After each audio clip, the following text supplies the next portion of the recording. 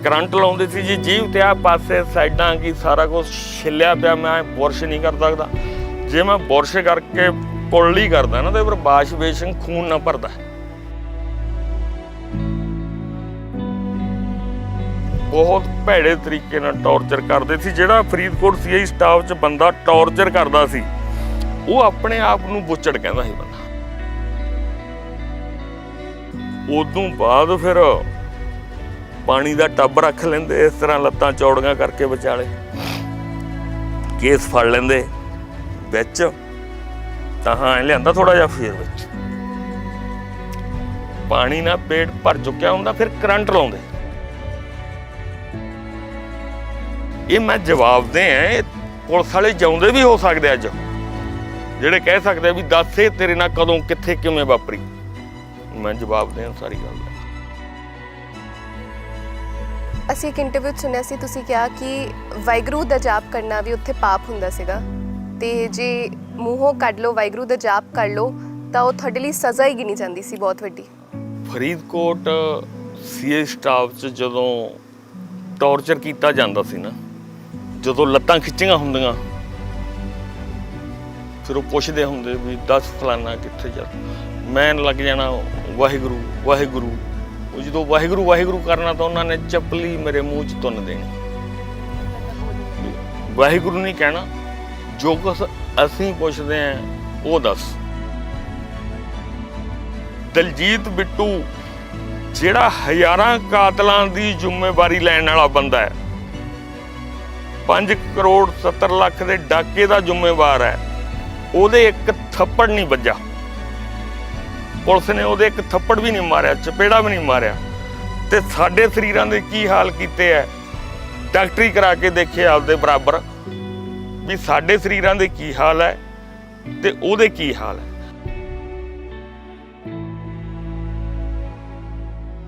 ਹੋਰ ਕੋਈ ਖਾੜਕੂ ਇਹੋ ਜਿਹਾ ਨਹੀਂ ਹੋਇਆ ਜੇ ਕਿਸੇ ਨੇ 2 ਕਨਾਲਾਂ ਵੀ ਖਰੀਦੀ ਸੀ ਜਾਂ ਕੋਈ ਕਮਰਾ ਕੋਠੀ ਵਗੈਰਾ ਖਰੀਦੀ ਵੀ ਸੀ ਤਾਂ ਸਾਰੀ ਸਰਕਾਰ ਨੇ ਜ਼ਬਤ ਕੀਤੀ।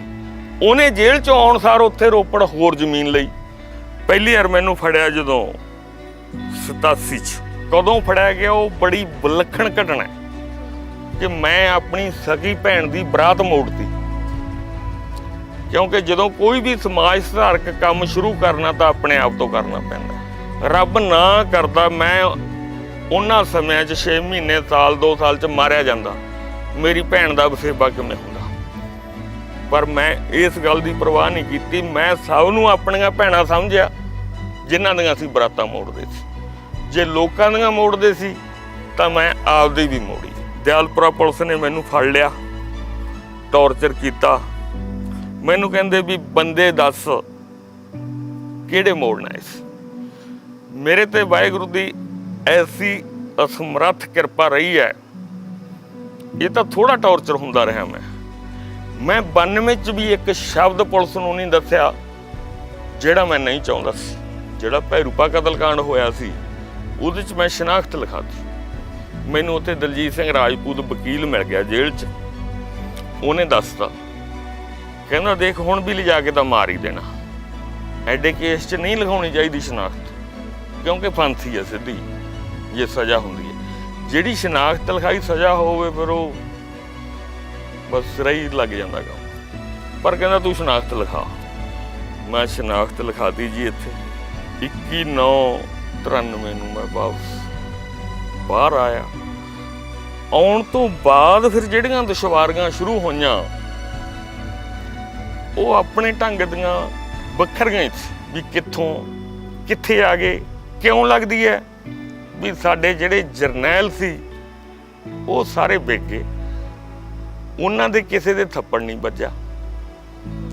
ਮੈਂ ਆਪਦੇ ਸਾਥੀਆਂ ਬਾਰੇ ਸੋਚਦਾ ਹੁੰਦਾ ਵੀ ਉਹ ਮਰੀ ਗਏ ਤੇ ਮੈਂ ਕੁੱਟਾਂ ਖਾਈ ਗਿਆ।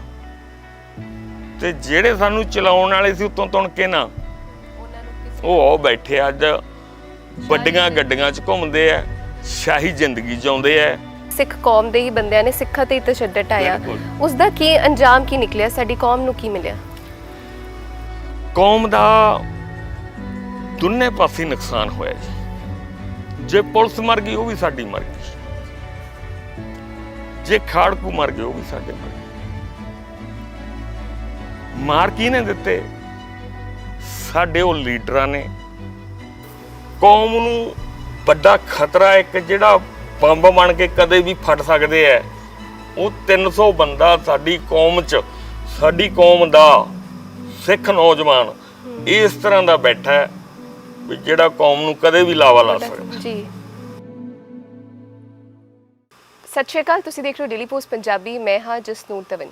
84 ਦਾ ਜੋ ਸਮਾਂ ਸੀ, ਜਦੋਂ ਉਸ ਬਾਰੇ ਗੱਲ ਕਰਦੇ ਆ ਤਾਂ ਸਾਰਿਆਂ ਦੇ ਰੌਂਗਟੇ ਖੜੇ ਹੋ ਜਾਂਦੇ ਨੇ। ਕਾਫੀ ਨੌਜਵਾਨ ਪੁੱਤਾਂ ਨਾਲ ਤਸ਼ੱਦਦ ਢਾਇਆ ਗਿਆ, ਉਹਨਾਂ ਦੀ ਜਵਾਨੀ ਖਰਾਬ ਕਰਤੀ, ਕਾਫੀ ਪਰਿਵਾਰ ਖਰਾਬ ਹੋ ਗਏ। ਉਸ ਤੋਂ ਬਾਅਦ ਜੋ ਖਾੜਕੂ ਲਹਿਰ ਆਉਂਦੀ ਹੈ ਤਾਂ ਕਿਸ ਤਰ੍ਹਾਂ ਦਾ ਤਸ਼ੱਦਦ ਢਾਇਆ ਜਾਂਦਾ ਹੈ, ਕੀ ਵਾਕਿਆ ਸੀ ਉਸ ਸਮੇਂ ਦਾ। ਅੱਜ ਤੁਹਾਨੂੰ ਜ਼ੁਬਾਨੀ ਸੁਣਾਉਂਦਾ ਹੈ ਉਹਨਾਂ ਨਾਲ ਜਿਨ੍ਹਾਂ ਦੀ ਉਮਰ ਹਾਲੇ ਸਿਰਫ 52 ਸਾਲ ਹੈ, ਖਾੜਕੂ ਲਹਿਰ ਦੇ ਨਾਲ ਸੰਬੰਧਿਤ ਸਨ ਤੇ ਕੀ ਮੁਸ਼ਕਲਾਂ ਆਈਆਂ ਉਸ ਵਕਤ, ਕਿਹੋ ਜਿਹਾ ਤਸ਼ੱਦਦ ਢਾਇਆ ਗਿਆ। ਅੱਜ ਉਹਨਾਂ ਦੇ ਜ਼ੁਬਾਨੀ ਸੁਣਦਿਆਂ ਤੁਹਾਡੇ ਨਾਲ ਰੂਬਰੂ ਕਰਾਉਣ ਜਾ ਰਹੇ ਹਾਂ। ਦਿਲਜੀਤ ਸਿੰਘ ਡੱਲੇਵਾਲਾ ਸਾਡੇ ਨਾਲ ਇਸ ਵਕਤ ਮੌਜੂਦ ਨੇ। ਬਹੁਤ ਬਹੁਤ ਸਵਾਗਤ ਹੈ ਡੇਲੀ ਪੋਸਟ ਪੰਜਾਬੀ ਤੇ। ਵਾਹਿਗੁਰੂ ਜੀ ਕਾ ਖਾਲਸਾ, ਵਾਹਿਗੁਰੂ ਜੀ ਕੀ ਫਤਿਹ। ਖਾੜਕੂ ਬਾਦ ਇੱਕ ਅਜਿਹਾ ਸਮਾਂ ਸੀ ਜੋ ਸਿੱਖ ਕੌਮ ਤੇ ਪਹਾੜ ਬਣ ਕੇ ਟੁੱਟਿਆ। ਇਹ ਕੋਈ ਬਾਹਰਲਿਆਂ ਨੇ ਨਹੀਂ ਕੀਤਾ ਸਾਡੇ ਤੇ, ਸਾਡੇ ਸਿੱਖਾਂ ਵੱਲੋਂ ਹੀ ਸਾਡੇ ਸਿੱਖਾਂ ਤੇ ਇਹ ਕੀਤਾ ਗਿਆ। ਜਿਵੇਂ ਕਿ ਪੰਜਾਬ ਪੁਲਿਸ 'ਚ ਜਿਹੜੇ ਮੁੰਡੇ ਸੀ ਉਹ ਵੀ ਸਾਡੇ ਸਿੱਖ ਸੀ ਤੇ ਅਸੀਂ ਸਿੱਖ ਕੌਮ ਦੇ ਹੱਕਾਂ ਵਾਸਤੇ ਲੜਨ ਵਾਲੇ ਅਸੀਂ ਵੀ ਸਿੱਖ ਹੀ ਸੀ। ਪਰ ਫਿਰ ਜਦੋਂ ਸਾਡੇ 'ਚੋਂ ਕੋਈ ਫੜਿਆ ਜਾਂਦਾ ਜਾਂ ਫਿਰ ਕਿਤੇ ਘੇਰੇ 'ਚ ਆ ਜਾਂਦਾ, ਉਸ ਘਰ ਦੀ ਬਰਬਾਦੀ ਹੋਣੀ ਲਗਭਗ ਤੈਅ ਹੋ ਜਾਂਦੀ।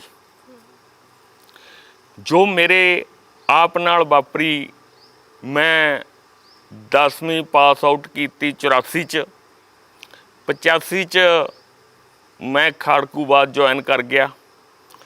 86 87 ਸੀ ਜੋ ਮੇਰੇ ਥੋੜ੍ਹਾ ਜਿਹਾ ਧੀਮੇ ਲੰਘ ਗਏ। 87 'ਚ ਤਾਂ ਮੈਂ ਫੜਿਆ ਗਿਆ।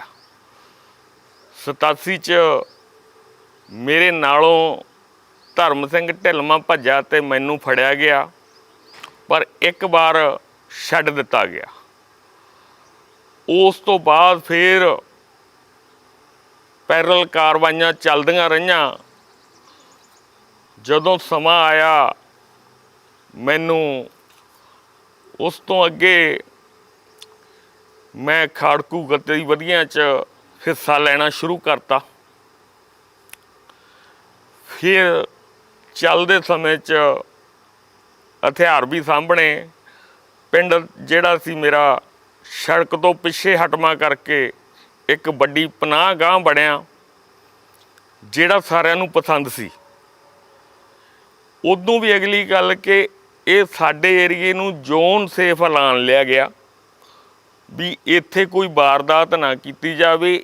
ਇਹ ਜਿਹੜਾ ਹਲਕਾ ਹੈ, ਇਹ ਏਰੀਆ, ਇਹ ਰਹਿਣ ਲਈ ਰੱਖਿਆ ਜਾਵੇ। ਇੱਥੇ ਬਹੁਤ ਜਿਹੜੇ ਉੱਚ ਕੋਟੀ ਦੇ ਖਾੜਕੂ ਆ ਕੇ ਠਹਿਰਦੇ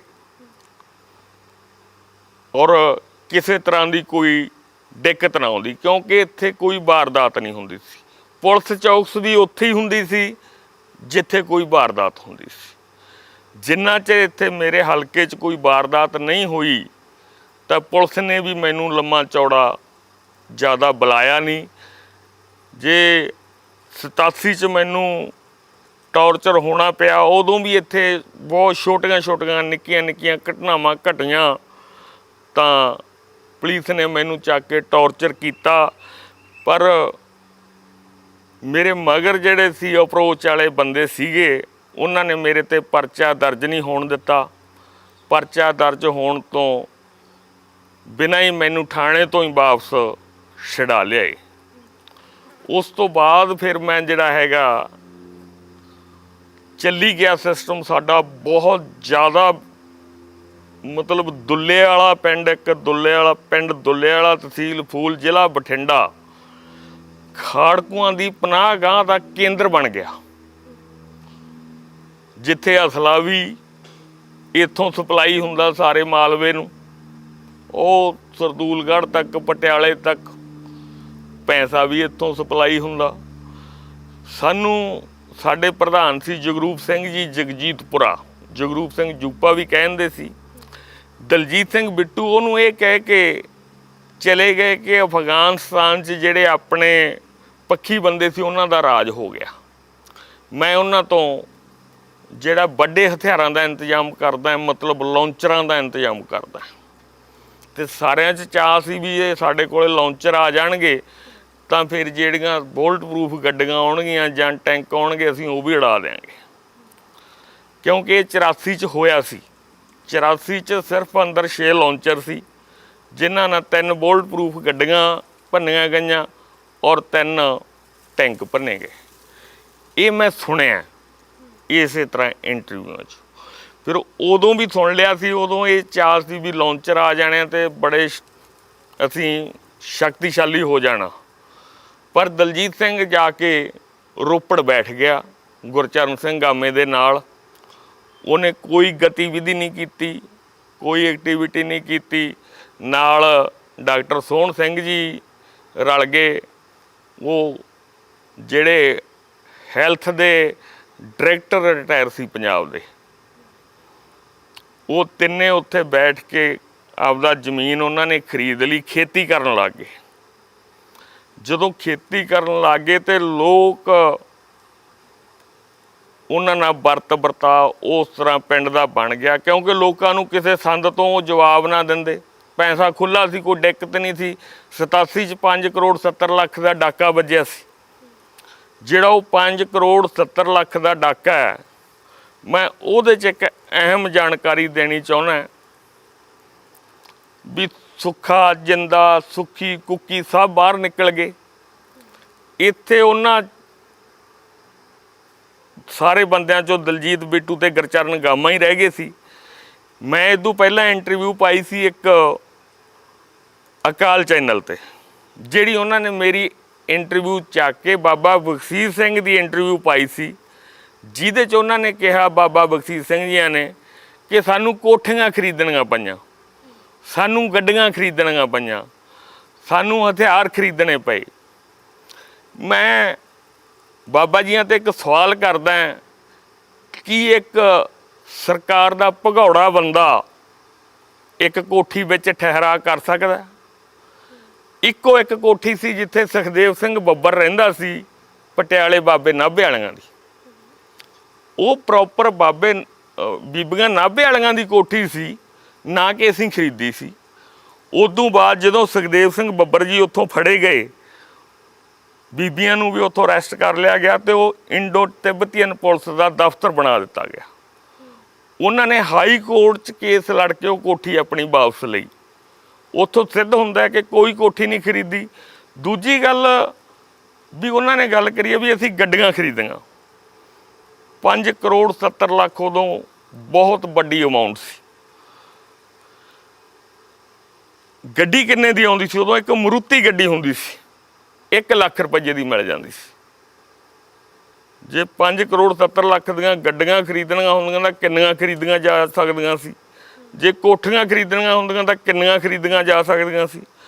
ਉਹ ਇੱਕ ਥਾਂ ਜ਼ਿਕਰ ਕਰਦਾ ਕਿ ਜਦੋਂ ਅਰਮਾਨੀਆਂ ਦੇ ਰਾਜਦੂਤ ਰਾਡੂ ਨੂੰ ਚੱਕ ਕੇ ਲਿਆਂਦਾ, ਅਸੀਂ ਉੱਥੇ ਕੋਠੀ ਲਈ।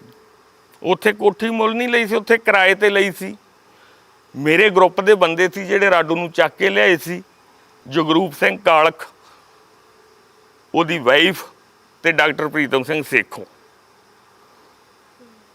ਜਦੋਂ ਜਿਹੜੀ ਦੂਜੀ ਕੋਠੀ ਲਈ, ਉਹ ਲਈ ਪੂਨੇ, ਸੁੱਖੇ ਨੇ ਤੇ ਜਿੰਦੇ ਨੇ, ਜਿਹੜਾ ਜਰਨਲ ਵੈਦਿਆ ਸੀ ਉਹਨੂੰ ਮਾਰਨ ਵਾਸਤੇ ਉੱਥੇ ਉਹਨਾਂ ਨੇ ਰੈਸ਼ ਕੀਤੀ।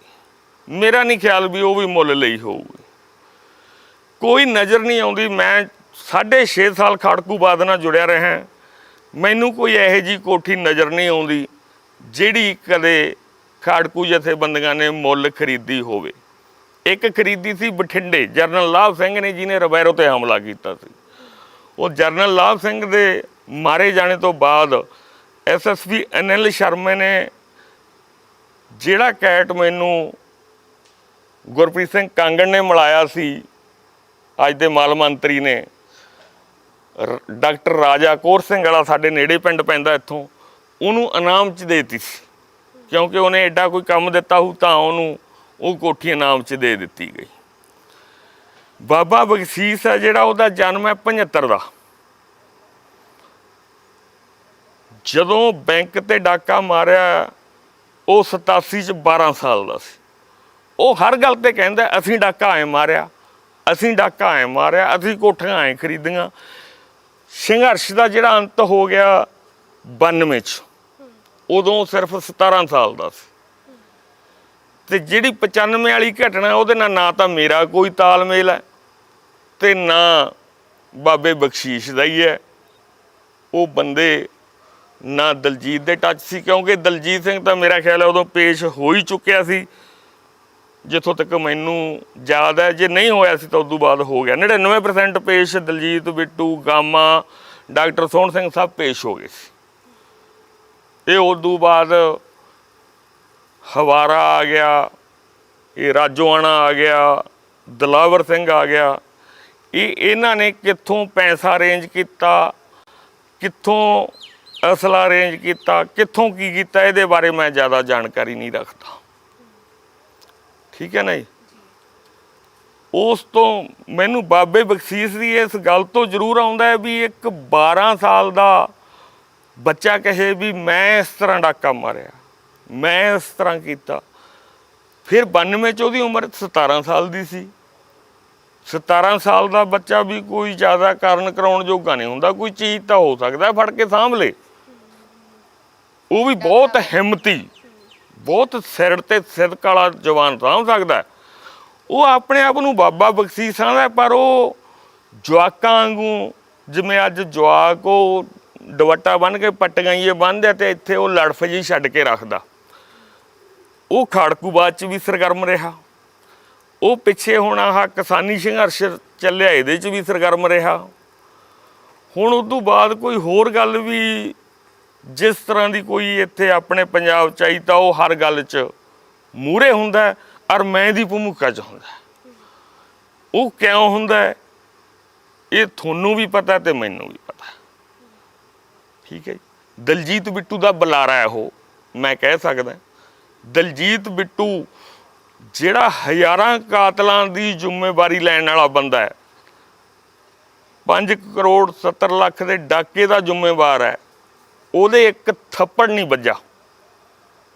ਪੁਲਿਸ ਨੇ ਉਹਦੇ ਇੱਕ ਥੱਪੜ ਵੀ ਨਹੀਂ ਮਾਰਿਆ, ਚਪੇੜਾ ਵੀ ਨਹੀਂ ਮਾਰਿਆ।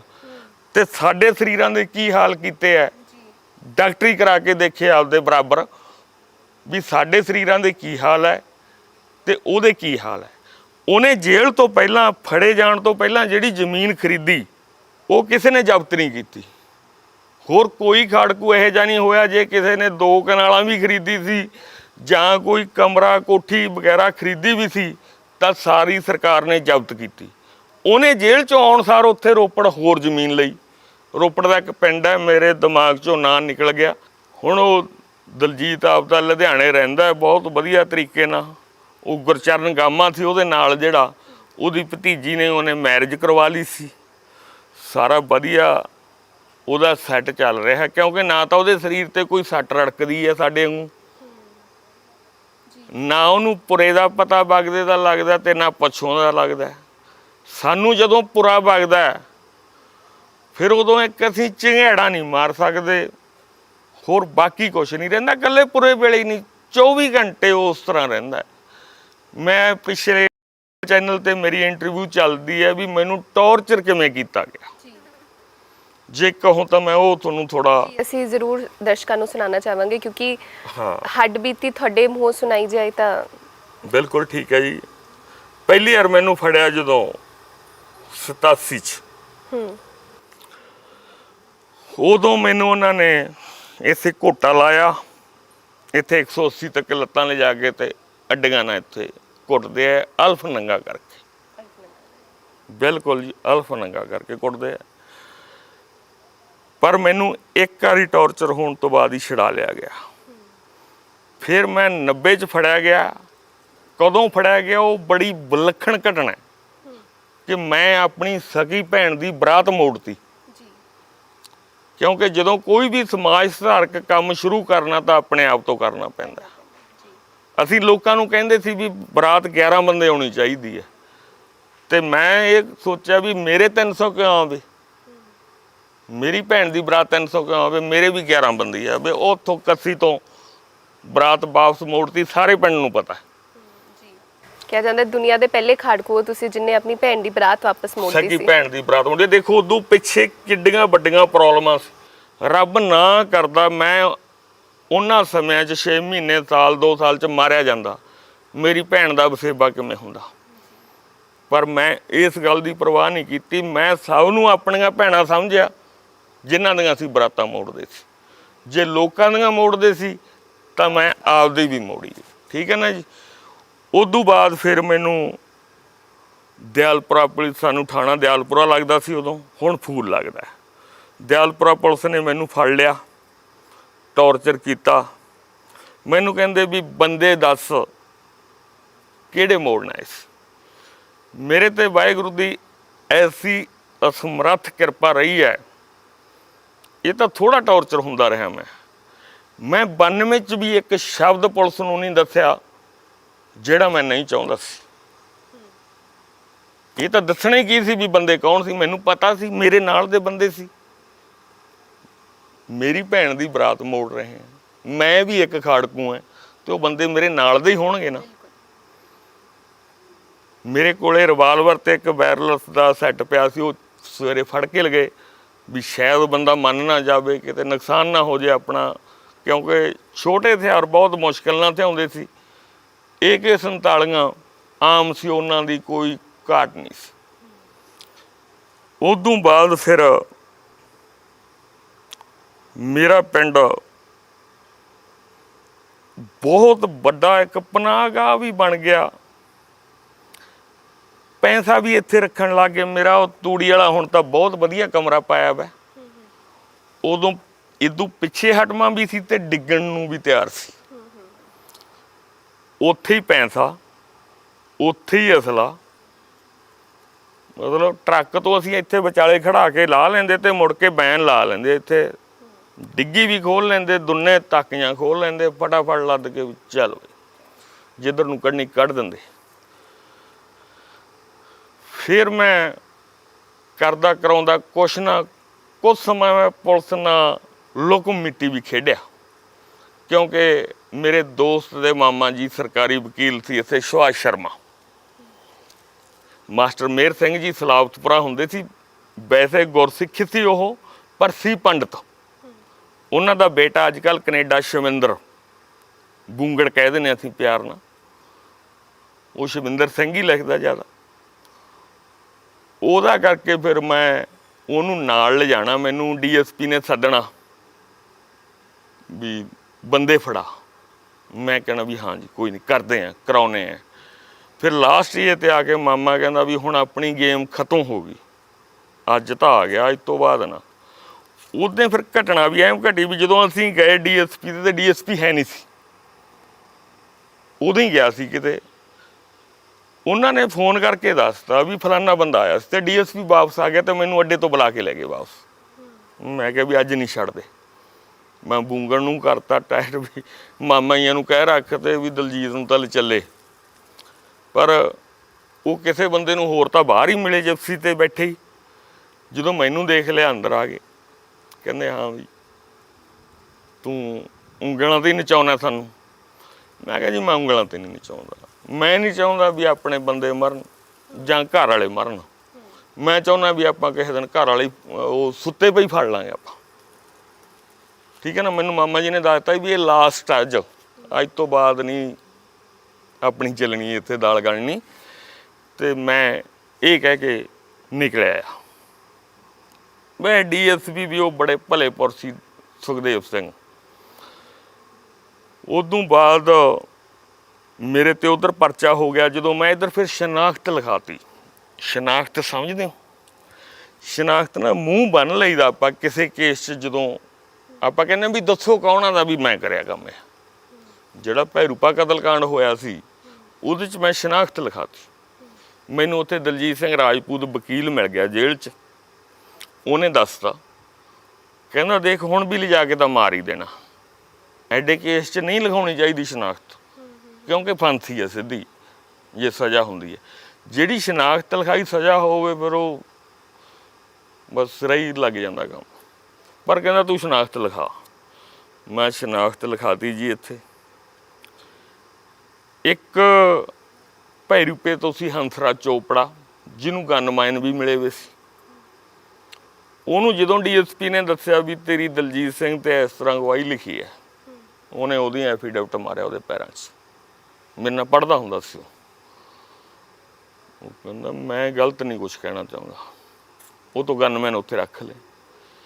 ਇੱਕ ਮੇਰੇ ਪਿੰਡ ਦਾ ਸਾਬਕਾ ਸਰਪੰਚ ਸੀ ਗੁਰਮੇਲ ਸਿੰਘ, ਜਿਹਨੇ ਸਾਨੂੰ ਘੱਟੋ ਘੱਟ 4 ਮਹੀਨੇ ਨਹੀਂ ਲਿਖ ਕੇ ਦਿੱਤਾ। ਮੈਂ ਮਾਤਾ ਨੂੰ ਕਿਹਾ ਕਰਾਂ ਜਦੋਂ ਤਰੀਕ ਤੇ ਜਾਇਆ ਕਰੇ ਵੀ ਜਾ ਕੇ ਆਈ ਉਹਦੇ ਵੱਲ ਕੀ ਕਹਿੰਦਾ। ਮਾਤਾ ਕਹਿੰਦੀ ਉਹਦੀ ਮਾਂ ਹੀ ਨਹੀਂ ਮੈਨੂੰ ਤਾਂ ਨੇੜੇ ਲੱਗਣ ਦਿੰਦੀ, ਵੀ ਉਹ ਕਹਿੰਦੀ ਮੇਰੇ ਪੁੱਤ ਦੀਆਂ ਬਾਹਾਂ ਬੜੀਆਂ ਲੰਬੀਆਂ ਆਏ 30 ਸਾਲ ਤੋਂ ਅਜੇ ਮੰਜੇ ਤੇ ਬੈਠੇ ਆ ਉਸ ਤਰ੍ਹਾਂ, ਕੁਛ ਨਹੀਂ ਕੰਮ ਕਰ ਦਾਂਗੇ ਕੋਈ। ਚਲੋ ਜਦੋਂ 3 ਵਾਰੀ ਤੋਂ ਬਾਅਦ ਫਿਰ ਮੈਂ ਮਾਤਾ ਨੂੰ ਮੈਂ ਕਿਹਾ ਵੀ ਬੀਬੀ ਗਈ ਸੀ, ਇਹ ਰੋਣ ਲੱਗ ਗਈ। ਮੈਂ ਕਿਹਾ ਕੋਈ ਨਹੀਂ ਤੂੰ ਚੁੱਪ ਕਰ। ਤੇ ਭਾਈ ਦਾ ਨਾਂ ਹਰਵੰਸ ਹੈ, ਵੈਸੇ ਬੰਸ ਹੈਗਾ ਨੇ ਜਿਹੜਾ ਚੰਡੀਗੜ੍ਹ ਸਰਵਿਸ ਕਰਦਾ। ਮੈਂ ਬੰਸੇ ਨੂੰ ਕਹਿ ਦੂੰ ਵੀ ਫਲਾਣੇ ਥਾਂ ਜਿਹੜਾ ਹੈਗਾ ਸੁਨੇਹਾ ਦੇਵੇ ਤੇ ਉਹ ਮੇਰੇ ਨਾਲ ਮੋਗੇ ਮੁਲਾਕਾਤ ਕਰਨ। ਫਿਰ ਉੱਧਰੋਂ ਕਰਾ ਕੇ ਇਹ ਤੋਂ ਐਫੀਡੈਵਿਟ ਲਿਆ। ਚਲੋ ਗੱਲ ਇਹਦੇ 'ਚ ਵੀ ਕੁਛ ਹੋਰ ਹੈ, ਚਲੋ ਛੱਡੋ, ਇਹ ਤੋਂ ਐਫੀਡੈਵਿਟ ਲਿਆ। ਐਫੀਡੈਵਿਟ ਲੈ ਕੇ ਫਿਰ ਉਹ ਮੇਰਾ ਕੇਸ ਡਿਸਚਾਰਜ ਹੋਇਆ। ਫਿਰ ਜੱਜ ਅੜ ਗਿਆ ਜੀ, ਕਥੂਰੀਆ ਜੱਜ ਸੀ। ਕਹਿੰਦਾ ਮੈਂ ਤਾਂ ਡਿਸਚਾਰਜ ਨਹੀਂ ਕਰਦਾ, ਇਹਨੇ ਦਬਾ ਲਿਆ ਤੁਹਾਨੂੰ। ਉਹ ਮਾਮੇ ਨੇ ਤੇ ਉਹ DSP ਸੁਖਦੇਵ ਸਿੰਘ ਹੀ ਸੀ ਅਜੇ, ਉਹਨਾਂ ਨੇ ਰਾਏ ਕੀਤੀ ਵੀ ਕੀ ਕੀਤਾ ਜਾਣਾ ਚਾਹੀਦਾ। ਉਹਦੇ 'ਚ ਹੁੰਦਾ ਵੀ ਜਿਹੜਾ 14 ਦਿਨ ਦਾ ਜੁਡੀਸ਼ੀਅਲ ਰਿਮਾਂਡ ਵੀ ਹੁੰਦਾ, ਉਹ ਪੁਲਿਸ ਲਿਖ ਕੇ ਦਿੰਦੀ ਹੈ ਵੀ ਸਾਨੂੰ ਇਹਦੀ ਲੋੜ ਹੈ ਪੁੱਛਗਿੱਛ ਕਰਨ ਵਾਸਤੇ ਜਾਂ ਕਿਵੇਂ। ਉਹ DSP ਦਾ ਸਰ ਅਸੀਂ ਰਿਮਾਂਡ ਹੀ ਨਹੀਂ ਲੈਂਦੇ, ਫਿਰ ਤੁਸੀਂ ਕਿੱਥੇ ਰੱਖੋਗੇ। ਫਿਰ ਮੈਨੂੰ ਯਾਦ ਹੈ ਵੀ 3 ਅਗਸਤ ਸੀ ਮੇਰਾ ਖਿਆਲ ਹੈ, ਉਹ ਕਹਿੰਦਾ ਵੀ 1 ਰਿਮਾਂਡ ਲੈ ਲਓ, ਅਗਲੇ ਰਿਮਾਂਡ 'ਤੇ ਮੈਂ ਰਾਏ ਕਰਕੇ ਕੇਸ ਡਿਸਚਾਰਜ ਕਰ ਦਿੱਤਾ। ਫਿਰ ਉਹ 17 ਅਗਸਤ ਨੂੰ ਕੇਸ ਡਿਸਚਾਰਜ ਕੀਤਾ। ਉਧਰਲੇ ਕੇਸ ਜਿਹੜੇ ਉਹ ਛੋਟੇ ਹੀ ਸੀਗੇ। ਤੇ 21/9/93 ਨੂੰ ਮੈਂ ਵਾਪਸ ਬਾਹਰ ਆਇਆ। ਆਉਣ ਤੋਂ ਬਾਅਦ ਫਿਰ ਜਿਹੜੀਆਂ ਦੁਸ਼ਵਾਰੀਆਂ ਸ਼ੁਰੂ ਹੋਈਆਂ ਉਹ ਆਪਣੇ ਢੰਗ ਦੀਆਂ ਵੱਖਰੀਆਂ ਹੀ ਸੀ, ਕਿਉਂਕਿ ਘਰ ਮਾਲੀ ਹਾਲਾਤ ਘਰ ਦੇ ਇੰਨੇ ਟੁੱਟ ਚੁੱਕੇ ਸੀ ਵੀ ਦਵਾਈ ਲੈਣ ਵਾਸਤੇ ਵੀ ਪੈਸਾ ਨਹੀਂ ਸੀ। ਅੱਜ ਵੀ ਉਹਨਾਂ ਹਾਲਾਤਾਂ 'ਚੋਂ ਗੁਜ਼ਰ ਰਹੇ ਆ। ਉਦੋਂ ਜ਼ਮੀਨ ਵੀ ਵੇਚੀ। ਜੇ ਮੈਨੂੰ ਅੱਜ ਕੋਈ ਇਹ ਸਵਾਲ ਕਰਨਾ ਚਾਹੇ ਵੀ ਜ਼ਮੀਨ ਕਿੰਨੀ ਵੇਚੀ, ਮੈਂ ਇਹ ਕਹਿ ਸਕਦਾ ਵੀ ਸਾਰ ਕੋਈ ਵੇਚਤੀ, ਕਿਉਂ ਵਿਆਜ ਹੀ ਭਰੀ ਜਾਂਦੇ ਆ ਲੋਕਾਂ ਦਾ। ਠੀਕ ਹੈ ਨਾ ਜੀ। ਜਦੋਂ ਵਿਆਜ 'ਚ ਹੀ ਜਾਈ ਜਾਂਦਾ ਤੇ ਉਹ ਚਾਹੇ ਜ਼ਮੀਨ ਵੇਚ ਕੇ ਲਾਹੁਣ ਦੇ ਤੇ ਚਾਹੇ ਕਮਾ ਕੇ ਵਿਆਜ ਭਰੀ ਜਾਂਦੇ ਆ, ਉਹਦੇ 'ਚ ਕੋਈ ਫਰਕ ਨਹੀਂ। ਇਲਾਜ ਕਰਾਉਣ ਤੋਂ ਅਸਮਰੱਥ ਹੈ, ਪਰ ਫਿਰ ਵੀ ਜਿੰਨਾ ਕੁ ਹੋ ਸਕਦਾ, ਜਿਵੇਂ ਵੀ ਹੋ ਸਕਦਾ, ਜਿੱਥੇ ਦੱਸ ਪੈਂਦੀ ਹੈ ਮੈਂ ਕੋਸ਼ਿਸ਼ ਕਰਦਾ ਵੀ ਮੇਰਾ ਇਲਾਜ ਹੋ ਜਾਏ, ਕਿਉਂਕਿ ਮਾਂ ਨੂੰ ਦੇਖਣਾ ਬਹੁਤ ਔਖਾ ਹੈ। ਹੁਣ ਬੇਟੀ ਹੈ ਮੇਰੇ 12th 'ਚ ਹੈ, ਉਹਨੂੰ ਵੀ ਦੇਖਣਾ ਬਹੁਤ ਔਖਾ ਹੈ, ਵਾਈਫ ਨੂੰ ਦੇਖਣਾ ਵੀ ਬਹੁਤ ਔਖਾ ਹੈ। ਨਾਲੇ ਜਿਸ ਤਰ੍ਹਾਂ ਤੁਹਾਡੇ ਨਾਲ ਜੋ ਉਮਰ ਸੀ ਤੁਹਾਡੀ ਕਾਫੀ ਛੋਟੀ ਸੀ, 19-20 ਸਾਲ ਦੀ, ਹੁਣ ਤੁਸੀਂ ਸਿਰਫ 52 ਸਾਲ ਦੇ ਹੋ। ਤੇ ਜੋ ਹਾਲਾਤ ਇਸ ਵਕਤ ਤੁਹਾਡੇ ਸਰੀਰਕ ਪੱਖੋਂ ਹੋਏ ਹੈ, ਉਹ ਅਸੀਂ ਅਕਸਰ ਕਹਿੰਦੇ ਹਾਂ ਕਿ 75-80 ਸਾਲ ਦੀ ਉਮਰ ਵਿੱਚ ਜਾ ਕੇ ਅਜਿਹਾ ਬੰਦਾ, ਮਤਲਬ ਤੁਹਾਡੀ ਜ਼ਿੰਦਗੀ ਦੇ 30 ਸਾਲ ਤਾਂ ਇਸ ਤਸ਼ੱਦਦ ਨੇ ਖਤਮ ਕਰਤੇ। 30 ਸਾਲ ਖਾ ਗਿਆ ਤਸ਼ੱਦਦ ਮੇਰੀ ਜ਼ਿੰਦਗੀ ਦੇ, ਇਹ ਕਹਿ ਸਕਦੇ।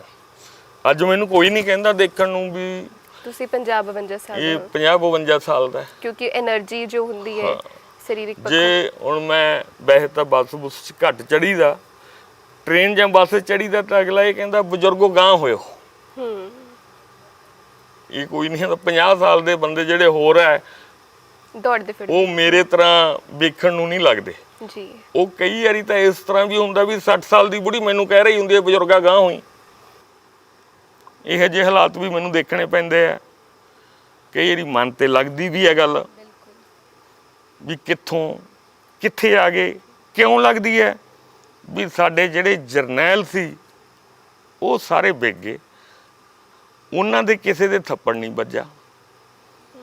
ਮੈਂ ਆਪਦੇ ਸਾਥੀਆਂ ਬਾਰੇ ਸੋਚਦਾ ਹੁੰਨਾ ਵੀ ਉਹ ਮਰੀ ਗਏ ਤੇ ਮੈਂ ਕੁੱਟਾਂ ਖਾਈ ਗਿਆ, ਤੇ ਜਿਹੜੇ ਸਾਨੂੰ ਚਲਾਉਣ ਵਾਲੇ ਸੀ ਉੱਤੋਂ ਤੁਣ ਕੇ ਨਾ ਉਹ ਬੈਠੇ ਅੱਜ ਵੱਡੀਆਂ ਗੱਡੀਆਂ 'ਚ ਘੁੰਮਦੇ ਆ, ਸ਼ਾਹੀ ਜ਼ਿੰਦਗੀ ਜਿਉਂਦੇ ਆ। ਔਰ ਜੋ ਵੀ ਅੱਜ ਇੱਥੇ ਸੁੱਖ ਸੁਵਿਧਾ ਮੌਜੂਦ ਹੈ ਦੁਨੀਆ ਤੇ ਉਹ ਹਰ ਇੱਕ ਮੰਨ ਰਹੇ ਆ। ਪਰ ਇੰਨਾ ਤਸ਼ੱਦਦ ਆਇਆ, ਜਿੱਦਾਂ ਤੁਸੀਂ ਜ਼ਿਕਰ ਕੀਤਾ ਕਿ ਸਿੱਖ ਕੌਮ ਦੇ ਹੀ ਬੰਦਿਆਂ ਨੇ ਸਿੱਖਾਂ ਤੇ ਹੀ ਤਸ਼ੱਦਦ ਆਇਆ, ਬਿਲਕੁਲ। ਉਸ ਦਾ ਕੀ ਅੰਜਾਮ ਕੀ ਨਿਕਲਿਆ, ਸਾਡੀ ਕੌਮ ਨੂੰ ਕੀ ਮਿਲਿਆ? ਕੌਮ ਦਾ ਦੋਨੇ ਪਾਸੇ ਨੁਕਸਾਨ ਹੋਇਆ ਜੀ। ਜੇ ਪੁਲਿਸ ਮਰ ਗਈ ਉਹ ਵੀ ਸਾਡੀ ਮਰ ਗਈ ਜੀ, ਜੇ ਖਾੜਕੂ ਮਰ ਗਏ ਉਹ ਵੀ ਸਾਡੇ ਮਰ ਗਏ। ਮਾਰ ਕਿਹਨੇ ਦਿੱਤੇ? ਆਪਣੇ ਬੰਦੇ ਸਾਡੇ ਉਹ ਲੀਡਰਾਂ ਨੇ, ਜਾਂ ਕਹਿ ਲਓ ਵੀ ਇੱਕ ਸਮੇਂ ਦੀ ਹਕੂਮਤ ਨੇ, ਜਿਨ੍ਹਾਂ ਨੇ ਸਿੱਖ ਕੌਮ ਦੇ, ਸਿਰਫ ਸਿੱਖ ਕੌਮ ਦੇ ਖੂਨ ਦੀਆਂ ਨਦੀਆਂ ਚਲਾਈਆਂ, ਨਾ ਕਿ ਹੋਰ। ਹਿੰਦੂ ਵੀ ਮਾਰੇ ਗਏ, ਮੈਂ ਇਹ ਨਹੀਂ ਕਹਿੰਦਾ ਵੀ ਹਿੰਦੂ ਨਹੀਂ ਮਾਰੇ ਗਏ, ਪਰ ਮੈਂ ਇਹ ਦਾਅਵੇ ਤੇ ਵਿਸ਼ਵਾਸ ਨਾ ਕਹਿ ਸਕਦਾ ਜਿਹੜੇ ਬੱਸਾਂ 'ਚੋਂ ਕੱਢ ਕੇ ਹਿੰਦੂ ਮਾਰੇ ਗਏ, ਜਾਂ ਕਿਤੇ ਇਕੱਠੇ ਇੱਕ ਗਰੁੱਪ ਹਿੰਦੂਆਂ ਦਾ ਮਾਰ ਦਿੱਤਾ ਗਿਆ, ਉਹ ਜ਼ਿਆਦਾਤਰ ਪੁਲਿਸ ਕੈਟਾਂ ਵੱਲੋਂ ਮਾਰਿਆ ਗਿਆ, ਨਾ ਕਿ ਖਾੜਕੂਆਂ ਵੱਲੋਂ। ਸਾਡੀਆਂ ਹਿੰਦੂਆਂ ਦੇ ਘਰਾਂ 'ਚ ਠਹਿਰਾਂ ਸੀ, ਅਸੀਂ ਕਿਵੇਂ ਹਿੰਦੂਆਂ ਨੂੰ ਮਾਰ ਦਿਆਂਗੇ ਜੀ? ਠੀਕ ਹੈ ਨਾ ਜੀ। ਮੈਂ ਅੱਜ ਮਿਲਾ ਸਕਦਾ ਜਿਨ੍ਹਾਂ ਦੇ ਸਾਡੀਆਂ ਠਹਿਰਾਂ ਸੀ, ਹਿੰਦੂ ਸੀ। ਹੋ ਸਕਦਾ ਡਰਦੇ ਨਾ ਬੋਲਣ ਅੱਜ, ਕਿਉਂਕਿ ਬਹੁਤ ਕੁਝ ਬਦਲ ਗਿਆ। ਅੱਜ ਜਿਹੜਾ ਖਾੜਕੂਵਾਦ ਨੂੰ ਖਾਸ ਕਰ ਹਿੰਦੂ ਵਰਗ, ਉਹ ਤਾਂ ਮਤਲਬ ਕਿਹੜੀ ਨਿਗਾਹ ਨਾਲ ਕਹਿਣਾ ਚਾਹੀਦਾ ਆਪਾਂ ਨੂੰ, ਦੁਆਇਤ ਦੀ ਨਿਗਾਹ ਨਾਲ ਹੀ ਦੇਖਦਾ, ਉਹ ਕੋਈ ਚੰਗੀ ਨਿਗਾਹ ਨਾਲ ਨਹੀਂ ਦੇਖਦਾ, ਹਨਾ।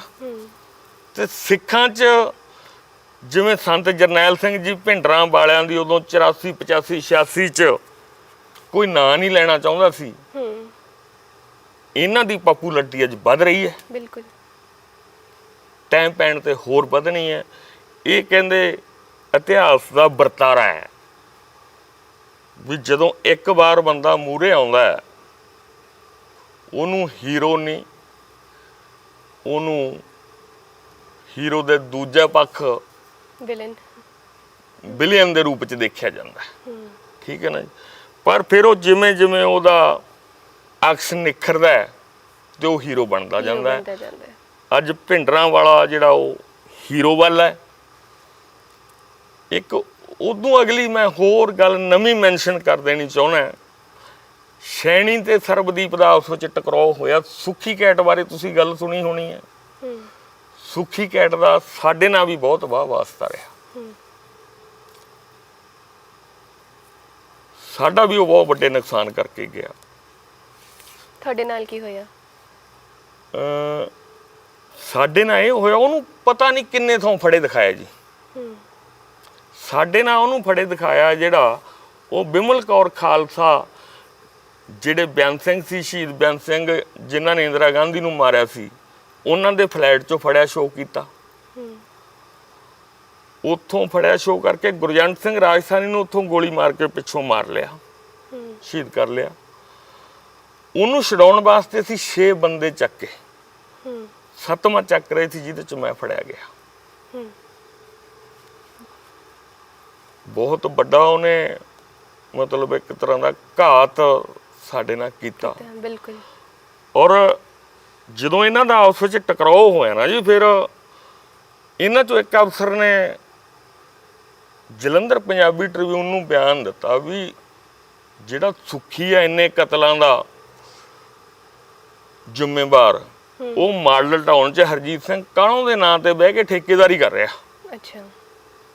ਜਦੋਂ ਕਿ ਉਹ ਇਕੱਲੀ ਠੇਕੇਦਾਰੀ ਨਹੀਂ ਕਰ ਰਿਹਾ ਸੀ। ਇੱਕ ਰਾਜਾ ਘੰਡੋਲਾ ਆਇਆ ਸੀ ਆਈਸ ਡਰੱਗ ਵਾਲਾ, ਸ਼ਾਇਦ ਤੁਸੀਂ ਸੁਣਿਆ ਹੋਵੇ, ਜਲੰਧਰ ਦਾ ਪਿੰਡ ਹੈ ਘੰਡੋਲਾ। ਹਾਂਜੀ। ਉਹਦੇ ਨਾਲ ਸਮਗਲਿੰਗ ਵੀ ਸਾਂਝੀ ਕਰਦਾ ਸੀ। ਤੇ ਠੇਕੇਦਾਰੀ ਵੀ ਕਰਦਾ ਸੀ।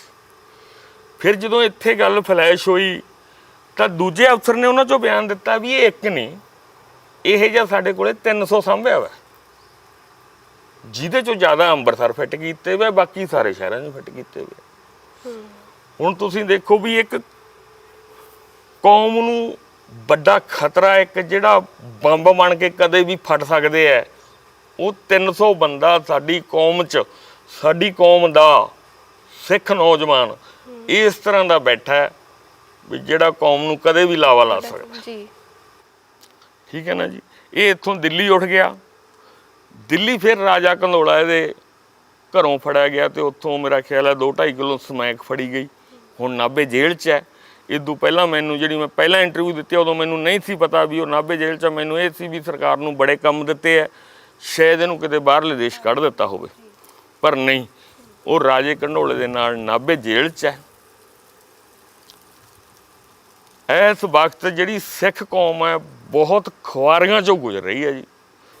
ਤੇ ਨਾ ABC ਜੇ ਕੋਈ ਸਿੱਖ ਕੌਮ ਦਾ ਆਪਣੇ ਆਪ ਨੂੰ ਲੀਡਰ ਕਹਾਉਂਦਾ ਹੈ, ਉਹਨੇ ਸਿੱਖ ਕੌਮ ਨਾਲ ਘੱਟ ਕੀਤੀ ਹੈ। ਉਦੋਂ ਬਾਅਦ ਮਾਨ ਨੂੰ ਲੋਕਾਂ ਨੇ 99 'ਚ ਦੇਖੋ ਰਿਕਾਰਡ ਤੋੜ ਵੋਟਾਂ ਤੇ ਜਿਤਾਇਆ ਜੀ।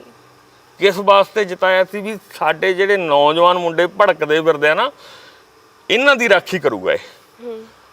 ਪਰ ਸਿਮਰਨਜੀਤ ਸਿੰਘ ਮਾਨ ਨੇ ਇੱਕ ਕੌਡੀ ਮੁੱਲ ਨਹੀਂ ਪਾਇਆ ਉਹਨਾਂ ਦਾ, ਉਹਨਾਂ ਦੀਆਂ ਸਦਰਾਂ ਦਾ, ਤਰਨ ਤਾਰਨ ਵਾਲਾਂ ਦਾ ਇੱਕ ਕੌਡੀ ਮੁੱਲ ਨਹੀਂ ਪਾਇਆ। ਅੰਦਰ ਹੀ ਨਹੀਂ ਗਿਆ ਸ਼ੇਰ। ਇੱਕ ਆਮ ਬੰਦਾ ਹੋਵੇ, ਕੋਈ ਅਨਪੜ੍ਹ ਬੰਦਾ ਹੋਵੇ, ਉਹਨੂੰ ਹੋ ਸਕਦਾ ਪਤਾ ਨਾ ਹੋਵੇ ਵੀ ਸਟੇਟ ਦੀ ਪਾਵਰ ਕੀ ਹੁੰਦੀ ਹੈ। ਇੱਕ IPS ਬੰਦੇ ਨੂੰ ਵੀ ਨਾ ਪਤਾ ਹੋਵੇ ਵੀ ਸਟੇਟ ਦੀ ਪਾਵਰ ਕੀ ਹੁੰਦੀ ਹੈ।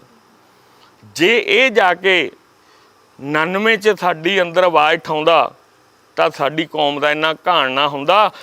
ਸਾਰਿਆਂ ਨੇ ਬਾਈਕਾਟ ਕੀਤਾ, 7% ਵੋਟਾਂ ਨਾਲ ਸਰਕਾਰ ਬਣੀ। ਅੱਜ ਤੱਕ ਤੁਸੀਂ ਕਦੇ ਲਹਿੰਦੇ ਚੜ੍ਹਦੇ ਇਹ ਨਹੀਂ ਸੁਣਿਆ ਹੋਣਾ ਵੀ 7% ਨਾਲ 7% ਵੋਟਾਂ ਪੋਲ ਹੋ ਕੇ ਸਰਕਾਰ ਬਣੀ ਹੋਵੇ। ਸਾਡੇ ਇੱਥੇ ਜੋਗਾ ਹਲਕਾ ਪੈਂਦਾ ਨੇੜੇ, ਹੁਣ ਮੋੜ ਬਣ ਗਿਆ, 350 ਵੋਟ ਵਾਲਾ MLA ਬਣਿਆ ਸੀ ਕਾਮਰੇਡ ਸਾਡਾ। ਤੁਸੀਂ ਜਿਹੜਾ ਉਹ ਸਾਰਾ ਕੁਝ ਪੂਰਾ ਕਰੀ ਚੱਲੋ।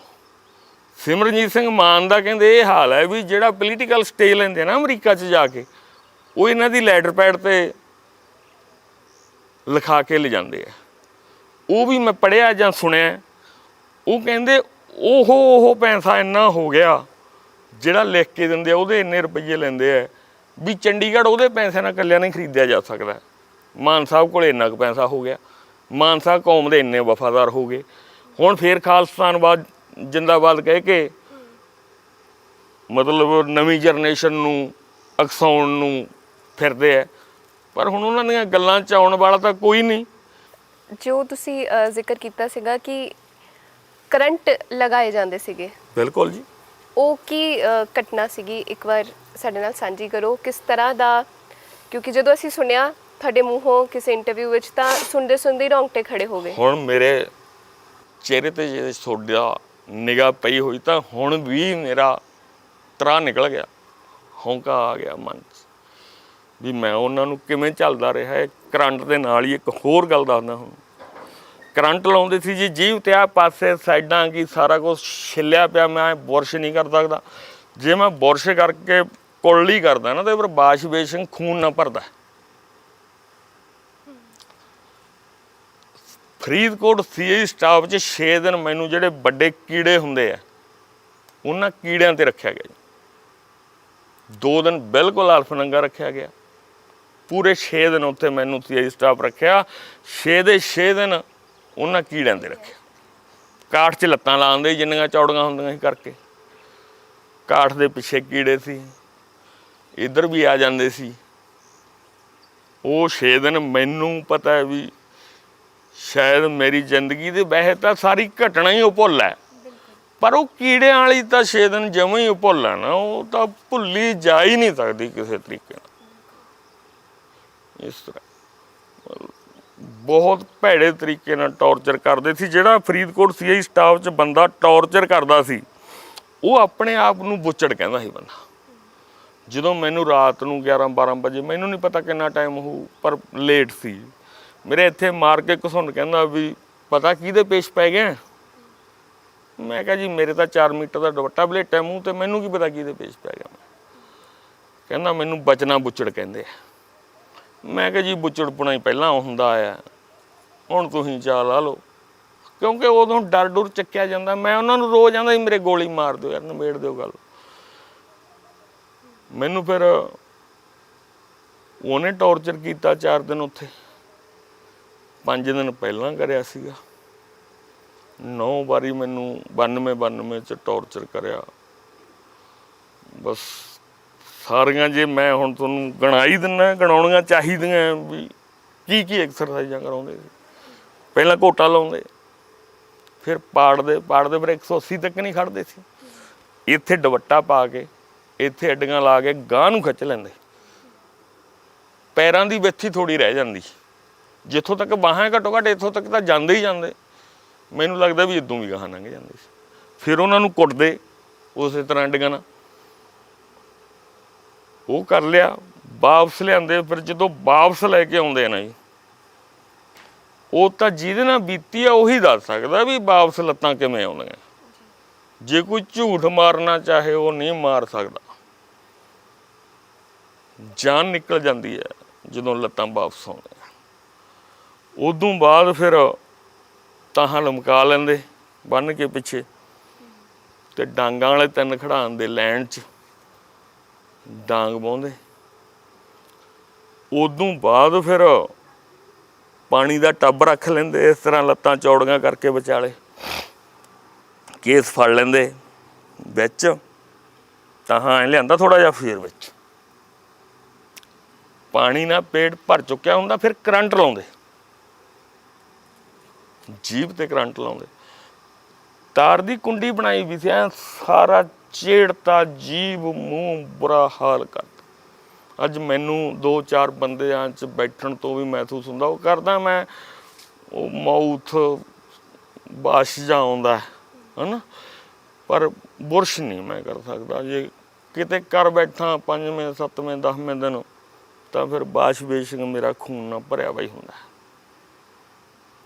ਇਹ ਮੈਂ ਜਵਾਬ ਦੇ ਆ, ਇਹ ਪੁਲਿਸ ਵਾਲੇ ਜਿਉਂਦੇ ਵੀ ਹੋ ਸਕਦੇ ਅੱਜ, ਜਿਹੜੇ ਕਹਿ ਸਕਦੇ ਆ ਵੀ ਦੱਸ ਇਹ ਤੇਰੇ ਨਾਲ ਕਦੋਂ ਕਿੱਥੇ ਕਿਵੇਂ ਵਾਪਰੀ। ਮੈਂ ਜਵਾਬ ਦੇ ਸਾਰੀ ਗੱਲ ਦਾ। ਇਸ ਤਰ੍ਹਾਂ ਤੇ ਜਿਹੜੀ ਗੱਲ ਮੈਂ ਬਖਸ਼ੀਸ਼ ਸਿੰਘ ਨੂੰ ਕਹੀ ਹੈ, ਮੈਂ ਇਹ ਚਾਹੁੰਦਾ ਵੀ ਬਖਸ਼ੀਸ਼ ਸਿੰਘ ਵੀ ਇਹਨੂੰ ਕਲੀਅਰ ਕਰੇ ਤਾਂ ਵਧੀਆ ਹੈ ਗੱਲ। ਇੰਨੀ ਜ਼ਿੰਦਗੀ ਤੁਸੀਂ ਆਪਣੀ ਗਾਲੀ, ਆਪਣਾ ਸਰੀਰ ਗਾਲਿਆ, ਤੁਹਾਨੂੰ ਕੀ ਮਿਲਿਆ? ਸਾਨੂੰ ਮਿਲਿਆ, ਮੈਂ ਕੀ ਕਹਾਂ ਜੀ, ਘਰ ਬਰਬਾਦ ਕਰਿਆ, ਸਰੀਰ ਬਰਬਾਦ ਕਰਿਆ। ਮਤਲਬ ਮੈਂ ਤਾਂ ਟੌਰਚਰ ਹੋਇਆ ਹੀ ਹੋਇਆ। ਮੇਰੀ ਮਾਂ ਟੌਰਚਰ ਹੋਈ, ਮੇਰੀ ਭੈਣ ਟੌਰਚਰ ਹੋਈ। ਚਲੋ ਬੀਵੀ ਤੇ ਮਤਲਬ ਬੇਟੀ ਤਾਂ ਨਹੀਂ ਸੀ ਉਦੋਂ, ਇਹ ਬਰਾਬਰ ਟੌਰਚਰ ਹੋਈਆਂ। ਔਰ ਇੱਕ ਵੱਡਾ ਦਿਖਾਂਤ ਉਦੋਂ ਜੁੜ ਗਿਆ ਵੀ ਭੈਣ ਕੋਲੇ 10 ਦਿਨਾਂ ਦੀ ਗੁੜੀਆ ਨੇ ਜਨਮ ਲਿਆ ਸੀ। ਉਹ ਸੀ ਕਿਹੋ ਜਿਹੇ ਹਾਲਾਤ ਹੋਣਗੇ ਤੁਸੀਂ ਆਪ ਹੀ ਹਿਸਾਬ ਲਾ ਲਓ। ਬਹੁਤ ਔਖਾ ਹੈ, ਮਤਲਬ ਮੇਰੇ ਤੋਂ ਆਪ ਤੋਂ ਸੁਣਿਆ ਨਹੀਂ ਜਾ ਰਿਹਾ ਜਿਸ ਤਰ੍ਹਾਂ ਮੈਂ ਦੇਖ ਰਿਹਾ ਜੀ। ਪਰ ਜਦੋਂ ਬੀਤ ਜੇ ਨਾ, ਫਿਰ ਬੋਲਣਾ ਔਖਾ ਨਹੀਂ ਰਹਿੰਦਾ। ਮੈਂ ਉਹਨਾਂ ਨੂੰ ਰੋਜ਼ ਕਹਿੰਦਾ ਵੀ ਮੇਰੇ ਗੋਲੀ ਮਾਰ ਦਿਓ ਯਾਰ, ਨਿਬੇੜੋ ਗੱਲ। ਉਹਨਾਂ ਨੇ ਕਹਿਣਾ ਕਿਉਂ? ਮੈਂ ਕਹਿੰਦਾ ਤੁਸੀਂ ਇੱਕ ਗੋਲੀ ਨਾਲ ਮਾਰ ਦਿਓਗੇ, ਫਿਰ ਮੈਂ ਨਿੱਤ ਮਰਿਆ ਕਰੂੰ। ਅੱਜ ਮੈਂ ਨਿੱਤ ਮਰਦਾ। ਜਿੰਨੇ ਪੈਸੇ ਦੀ ਲੋੜ ਹੈ ਵੀ ਮੈਨੂੰ ਇੰਨੇ ਪੈਸੇ ਦੀ ਦਵਾਈ ਚਾਹੀਦੀ, ਉਹਨਾਂ ਪੈਸਾ ਮੇਰੇ ਕੋਲੇ ਹੈ ਨਹੀਂ। ਠੀਕ ਹੈ ਨਾ ਜੀ? ਜਿੰਨੀ ਹੋਰ ਸੁੱਖ ਸੁਵਿਧਾ ਦੀ ਲੋੜ ਆ ਉਹ ਮੇਰੇ ਕੋਲੇ ਹੈ ਨਹੀਂ, ਕਿਉਂਕਿ ਮੈਂ ਛੱਡੀ ਨਹੀਂ, ਮੈਂ ਆਪ ਕਮਾਈ ਹੈ। ਮੇਰਾ ਸਿੰਗਾਪੁਰ ਦਾ ਜਨਮ ਸੀ, ਮੈਂ ਕਿਤੇ ਜਾ ਕੇ ਸੈਟਲ ਹੋ ਜਾਂਦਾ। ਮੈਨੂੰ 4 ਵਾਰ ਅਮਰੀਕਾ ਜਾਣ ਦਾ ਟਾਈਮ ਮਿਲਿਆ। ਸਾਡੇ ਫੂਲਾ ਸਿੰਘ ਸੰਘੇੜਾ ਹੁੰਦਾ ਸੀ ਖਾੜਕੂ, ਉਹਦੀ ਮਦਰ, ਉਹ ਸਾਰਾ ਪਰਿਵਾਰ ਹੀ ਖਾੜਕੂ ਸੀ। ਸਹੀ ਸ਼ਬਦਾਂ 'ਚ ਬਹੁਤ ਵਧੀਆ ਪਰਿਵਾਰ ਸੀ। ਉਹਦੀ ਮਦਰ ਮੈਨੂੰ ਕਿਹਾ ਕਰੇ ਤੂੰ ਛੋਟਾ ਜਾ, ਮੈਨੂੰ ਘਰੇ ਜਾਣਾ ਪੈਂਦਾ ਉਹਨਾਂ ਦੇ, ਤੂੰ ਉੱਠ ਜਾ ਅਮਰੀਕਾ, ਮਾਰਿਆ ਜਾਏਗਾ, ਦੇਖ ਲਾਂਗੇ ਜੀ। ਤੇ ਫਿਰ ਲਾਸਟ ਵਾਲੇ ਦਿਨ ਕਹਿੰਦੀ ਵੀ ਅੱਜ ਆਪਣਾ ਗੋਗੀ ਚੱਲਿਆ, ਇੱਕ ਡੈਂਪਲ ਬਰਨਾਲਾ ਹੁੰਦਾ ਸੀ ਸਾਡਾ ਖਾੜਕੂ, ਉਹਦੇ ਭੈਣ ਦੇ ਭਰਾ ਚੱਲਿਆ, ਤੇ ਤੂੰ ਵੀ ਚਲਿਆ ਜਾ ਅੱਜ। ਮੈਂ ਕਿਹਾ ਜੀ ਫਿਰ ਆਪਣੇ ਸਿੰਘ ਕਹਿਣਗੇ ਵੀ ਭੱਜ ਗਿਆ, ਹੁਣ ਤਾਂ ਇੱਥੇ ਹੀ ਜਾਣ ਦੇਊਂਗਾ, ਫਿਰ ਤੇਰੀ ਮਰਜ਼ੀ ਹੈ। ਬਹੁਤ ਹਿੰਮਤ ਰੱਖੀ ਤੁਸੀਂ ਸਾਰਾ ਸਮਾਂ। ਵਾਹਿਗੁਰੂ ਨੇ ਐਸੀ ਦਇਆ ਰੱਖੀ, ਮੇਰੇ ਪਿੰਡ ਚੋਂ ਪੁੱਛ ਲਓ, ਮੇਰੇ ਹਲਕੇ ਚੋਂ ਪੁੱਛ ਲਓ, ਜਿੱਥੇ ਜਿੱਥੇ ਮੇਰਾ ਆਉਣ ਜਾਣ ਸੀ ਉੱਥੋਂ ਪੁੱਛ ਲਓ, ਵੀ ਕੋਈ ਇੱਕ ਬੰਦਾ ਕਹਿ ਦੇ ਵੀ ਦਲਜੀਤ ਦਾ ਕਰਕੇ ਸਾਡਾ ਨੁਕਸਾਨ ਹੋਇਆ ਹੈ, ਮੈਂ ਦੇਣਦਾਰ ਹਾਂ, ਜੋ ਸਜ਼ਾ ਉਹ ਲਾਊਗਾ ਮੈਂ ਉਹ ਝੱਲਣ ਨੂੰ ਤਿਆਰ ਹਾਂ। ਪਰ ਜਿਹੜੇ ਮਤਲਬ ਇਹ ਗੱਲਾਂ ਸੋਚ ਕੇ ਝੂਠ ਮਾਰੀ ਜਾਂਦੇ ਆ ਨਾ ਵੀ ਬੰਦੇ ਤਾਂ ਸਾਰੇ ਮਾਰੇ ਗਏ, ਕੋਈ ਹੈ ਨਹੀਂ ਜੋ ਮਰਜ਼ੀ ਬੋਲੀ ਜਾਓ, ਜਿਵੇਂ ਬਾਬਾ ਬਖਸ਼ੀਸ਼ ਸਿੰਘ ਜੀ ਬੋਲ ਗਏ, ਠੀਕ ਹੈ ਨਾ ਜੀ, ਉਹ ਗੱਲ ਨਹੀਂ। ਬੰਦੇ ਬੈਠੇ ਆ, ਮੈਨੂੰ ਕੰਡੈਮ ਵਾਲੇ ਬੈਠੇ ਵੀ ਹੋ ਸਕਦੇ ਹੈਗਾ। ਜੇ ਮੈਂ ਬਾਬਾ ਬਖਸ਼ੀਸ਼ ਦੀ ਗੱਲ ਕੀਤੀ ਹੈ ਤਾਂ ਮੇਰੀ ਗੱਲ ਕਰਨ ਵਾਲਾ ਵੀ ਬੈਠਾ ਹੋ ਸਕਦਾ, ਪਰ ਮੈਂ ਇਹ ਕਹਿਣਾ ਕਰੇ 100 ਵਾਰੀ, ਪਰ ਗਲਤ ਨਾ ਹੋਵੇ ਜਿਹਦੇ ਕਰਕੇ ਸਾਡਾ ਆਪਸ ਵਿੱਚ ਕੋਈ ਗਲਤ ਰਾਹ ਅਸੀਂ ਪੈ ਜਾਈਏ। ਤਾਂ ਬਹੁਤ ਔਖੀ ਘੜੀ ਰਹੀ ਹੋਏਗੀ, ਜਿਹੜੇ ਦਰਸ਼ਕ ਦੇਖ ਵੀ ਰਹੇ ਆ, ਮੈਨੂੰ ਲੱਗਦਾ ਹੈ ਕਿ ਹਰ ਇੱਕ ਲਈ ਬਹੁਤ ਔਖਾ ਰਿਹਾ ਹੋਏਗਾ ਇਸ ਗੱਲ ਨੂੰ ਸੁਣਨਾ ਹੈ ਕਿ ਕਿਸ ਤਰ੍ਹਾਂ, ਪਰ ਇਸ ਦਾ ਕੋਈ ਅੰਜਾਮ ਨਹੀਂ ਨਿਕਲਿਆ। ਤਾਂ ਜਿਸ ਤਰ੍ਹਾਂ ਤੁਸੀਂ ਗੱਲ ਕੀਤੀ, ਹਾਲੇ ਵੀ ਸਿੱਖ ਕੌਮ ਭਟਕੀ ਹੋਈ ਹੈ। ਸਿੱਖ ਕੌਮ ਤਾਂ ਖੁਆਰੀਆਂ ਚੋਂ ਹੀ ਗੁਜ਼ਰ ਰਹੀ ਹੈ। ਜਿੰਨਾ ਚਿਰ ਇਹਨਾਂ ਲੀਡਰਾਂ ਤੋਂ ਛੁਟਕਾਰਾ ਨਹੀਂ ਨਾ ਹੁੰਦਾ ਜੀ ਕੌਮ ਦਾ, ਉਹਨਾਂ ਚਿਰ ਸਿੱਖ ਕੌਮ ਮਤ ਸੋਚੇ ਵੀ ਸਾਡਾ ਕੋਈ ਭਲਾ ਹੋਣ ਵਾਲਾ। ਜਿਨ੍ਹਾਂ ਦੇ ਮਾਰੇ ਗਏ, ਇੱਥੋਂ ਗੁਰਜੰਟ ਸਿੰਘ ਬੁੱਧ ਸਿੰਘ ਵਾਲੇ ਦਾ ਪਿੰਡ ਮੈਥੋਂ 30 ਕਿਲੋਮੀਟਰ ਹੈ, ਕਿਸੇ ਨੇ ਮਦਦ ਨਹੀਂ ਕੀਤੀ। ਕੌਮ ਦਾ ਜਰਨੈਲ ਸੀ ਬੰਦਾ, ਮੈਂ ਤਾਂ ਐਵੇਂ ਇੱਕ ਮਾੜਾ ਮੋਟਾ ਜਿਹਾ ਬੰਦਾ ਹੈ, ਕੋਈ ਖਾਸ ਵੀ ਨਹੀਂ ਸੀ। ਕੌਮ ਦੇ ਜਰਨੈਲ ਦੀ ਕਿਸੇ ਨੇ ਮਦਦ ਨਹੀਂ ਕੀਤੀ। ਤੁਸੀਂ ਦੱਸਿਆ ਕਿਸ ਤਰ੍ਹਾਂ ਦਾ ਤਸ਼ੱਦਦ ਢਾਇਆ ਗਿਆ, ਪਰ ਇੱਕ ਸਵਾਲ ਤੁਹਾਨੂੰ ਪੁੱਛਣਾ ਚਾਹਾਂਗੀ ਕਿ ਤੁਹਾਡਾ ਆਣਾ ਕਿਵੇਂ ਹੋਇਆ ਇਸ ਲਹਿਰ ਵਿੱਚ? ਤੁਸੀਂ ਕਿਸ ਤਰ੍ਹਾਂ ਆਏ? ਕੀ ਸਮਾਂ ਸੀਗਾ? ਕਿਸੇ ਨੇ ਕੁਝ ਕਿਹਾ, ਕੁਝ ਭੜਕਾਇਆ ਗਿਆ? ਕਿਸ ਤਰ੍ਹਾਂ ਤੁਹਾਡਾ ਇਹਦੇ 'ਚ ਪੈਰ ਪਿਆ? ਨਹੀਂ, ਭੜਕਾਇਆ ਨਹੀਂ ਕੁਛ ਗਿਆ। ਭੜਕਾਹਟ ਤਾਂ ਜਿਹੜੀ ਵੱਡੀ ਸੀ ਵੀ ਦਰਬਾਰ ਸਾਹਿਬ ਤੇ ਹਮਲਾ ਹੋ ਗਿਆ 84 'ਚ, ਜੂਨ 84 'ਚ। ਉਦੋਂ ਬਾਅਦ ਫਿਰ ਜਿਹੜਾ ਹੈਗਾ ਦਿੱਲੀ ਸਿੱਖ ਕੌਮ ਦਾ ਘਾਣ ਹੋ ਗਿਆ। ਉਹਦੇ ਨਾਲ ਮੈਂ ਆਪਣੇ ਜਜ਼ਬਾਤਾਂ ਨੂੰ ਕੰਟਰੋਲ ਨਹੀਂ ਰੱਖ ਸਕਿਆ ਤੇ ਲਹਿਰ 'ਚ ਆ ਗਿਆ, ਤੇ ਇਸ ਤਰ੍ਹਾਂ ਦੇ ਬੰਦਿਆਂ ਨਾਲ ਜਿਹੜੀ ਮੈਂ ਆਪਣੀ ਅਟੈਚਮੈਂਟ ਬਣਾ ਲਈ। ਕਿ ਉਮਰ ਕੀ ਸੀ ਤੁਹਾਡੀ ਉਦੋਂ? ਉਮਰ ਕੀ 17 ਸਾਲ। 17 ਸਾਲ 'ਚ ਤੁਹਾਡਾ ਆਉਣਾ ਹੋ ਗਿਆ। ਅਸੀਂ ਇੱਕ ਇੰਟਰਵਿਊ 'ਚ ਸੁਣਿਆ ਸੀ, ਤੁਸੀਂ ਕਿਹਾ ਕਿ ਵਾਹਿਗੁਰੂ ਦਾ ਜਾਪ ਕਰਨਾ ਵੀ ਉੱਥੇ ਪਾਪ ਹੁੰਦਾ ਸੀਗਾ, ਤੇ ਜੇ ਮੂੰਹੋਂ ਕੱਢ ਲਓ ਵਾਹਿਗੁਰੂ ਦਾ ਜਾਪ ਕਰ ਲਓ ਤਾਂ ਉਹ ਤੁਹਾਡੇ ਲਈ ਸਜ਼ਾ ਹੀ ਗਿਣੀ ਜਾਂਦੀ ਸੀ ਬਹੁਤ ਵੱਡੀ। ਫਰੀਦਕੋਟ ਸੀਏ ਸਟਾਫ 'ਚ ਜਦੋਂ ਟੌਰਚਰ ਕੀਤਾ ਜਾਂਦਾ ਸੀ ਨਾ, ਜਦੋਂ ਲੱਤਾਂ ਖਿੱਚੀਆਂ ਹੁੰਦੀਆਂ, ਫਿਰ ਉਹ ਪੁੱਛਦੇ ਹੁੰਦੇ ਵੀ 10 ਫਲਾਨਾ ਕਿੱਥੇ ਜਾ, ਮੈਂ ਲੱਗ ਜਾਣਾ ਵਾਹਿਗੁਰੂ ਵਾਹਿਗੁਰੂ। ਉਹ ਜਦੋਂ ਵਾਹਿਗੁਰੂ ਵਾਹਿਗੁਰੂ ਕਰਨਾ ਤਾਂ ਉਹਨਾਂ ਨੇ ਚੱਪਲੀ ਮੇਰੇ ਮੂੰਹ 'ਚ ਤੁੰਨ ਦੇਣੀ, ਵੀ ਵਾਹਿਗੁਰੂ ਨਹੀਂ ਕਹਿਣਾ, ਜੋ ਕੁਛ ਅਸੀਂ ਪੁੱਛਦੇ ਹਾਂ ਉਹ ਦੱਸ। ਜਾਂ ਫਿਰ ਜਦੋਂ ਮੈਂ ਤਾਹਾਂ ਲਮਕਾਇਆ ਵਾ ਹੁੰਦਾ ਸੀ, ਉਦੋਂ ਕੁਛ ਪੁੱਛਦੇ ਸੀ, ਉਦੋਂ ਮੈਂ ਵਾਹਿਗੁਰੂ ਵਾਹਿਗੁਰੂ ਦਾ ਜਾਪ ਸ਼ੁਰੂ ਕਰ ਦਿੰਦਾ ਸੀ, ਉਦੋਂ ਫਿਰ ਉਹ ਚੱਪਲੀ ਮੂੰਹ 'ਚ ਤੁੰਨ ਦਿੰਦੇ ਸੀ, ਵਾਹਿਗੁਰੂ ਨਹੀਂ ਕਹਿਣ ਦਿੰਦੇ ਸੀ ਕਿਸੇ ਵੀ ਕੀਮਤ 'ਤੇ। ਸ਼ਾਇਦ ਉਹਨਾਂ ਨੂੰ ਇਹ ਲੱਗਦਾ ਸੀ ਵੀ ਵਾਹਿਗੁਰੂ ਕਹਿਣ ਨਾਲ ਇਹਨੂੰ એનર્ਜੀ ਮਿਲਦੀ ਹੈ, ਇਸ ਤਰ੍ਹਾਂ ਸੀ। ਜਦੋਂ ਇਹ ਗੱਲ ਹੋਈ ਕਿ ਬੈਂਕ ਲੁੱਟ ਦਿਓ, ਤਾਂ ਜਿਹਦਾ ਜ਼ਿਕਰ Guinness book of world records ਵਿੱਚ ਵੀ ਹੈ, ਤੇ ਪੈਸਾ ਕਿੱਥੇ ਸਾਂਭਿਆ, ਉਹ ਪੈਸਾ ਕਿੱਥੇ ਗਿਆ, ਕਿੱਥੇ ਰੱਖਦੇ ਸੀ, ਕਿ ਪੈਸੇ ਦਾ ਇਸਤੇਮਾਲ ਕਿਵੇਂ ਕੀਤਾ? ਅਸਲ ਵਿੱਚ ਮੈਂ ਉਸ ਪੈਸੇ ਨਾਲ ਸਿੱਧੇ ਤੌਰ 'ਤੇ ਅਟੈਚ ਨਹੀਂ ਸੀ, ਠੀਕ ਹੈ ਨਾ। ਜਦੋਂ ਉਹ ਡਾਕਾ ਮਾਰਿਆ ਘੱਟੋ ਘੱਟ ਹੋ ਸਕਦਾ 2 ਦਰਜਨ ਬੰਦੇ ਵੀ ਹੁਣ 1.5-2 ਦਰਜਨ ਬੰਦੇ ਸੀ, ਜਿਨ੍ਹਾਂ ਚੋਂ ਜ਼ਿਆਦਾ ਬੰਦੇ ਬਾਹਰ ਨੂੰ ਹੀ ਨਿਕਲ ਗਏ। ਦਲਜੀਤ ਤੇ ਗਾਮਾ ਰਹਿ ਗਏ ਇੱਥੇ, ਜਾਂ ਇੱਕਾ ਦੁੱਕਾ ਹੋਰ ਬੰਦੇ ਰਹਿ ਗਏ ਹੋਣ। ਉਹਨਾਂ ਨੇ ਉਹ ਪੈਸਾ ਸਾਂਭਿਆ। ਸਾਨੂੰ ਤਾਂ ਜਦੋਂ ਪੈਸੇ ਦੀ ਲੋੜ ਪੈਂਦੀ ਸੀ ਅਸੀਂ ਤਾਂ ਫਿਰ ਜਾਂ ਤਾਂ ਸਫਾਰੀਆਂ ਲੈਂਦੇ ਸੀ ਜਾਂ ਕਿਸੇ ਬੰਦੇ ਨੂੰ ਚੱਕਦੇ ਸੀ। ਜਦੋਂ ਮੈਂ ਮੰਨ ਲਓ ਵੀ 100 ਕਰੋੜ ਵਾਲੇ ਨੂੰ ਚੱਕ ਲਿਆ, ਉਹ ਤੋਂ 20 ਲੱਖ ਰੁਪਈਆ ਲੈ ਲਿਆ। ਇਹ ਸਾਡਾ ਕਟੇਰੀਆ ਰੱਖਿਆ ਸੀ, ਇਹਨੇ ਵੀ 1 ਕਰੋੜ ਵਾਲੇ ਤੋਂ 20 ਲੱਖ ਲੈ ਲਏ।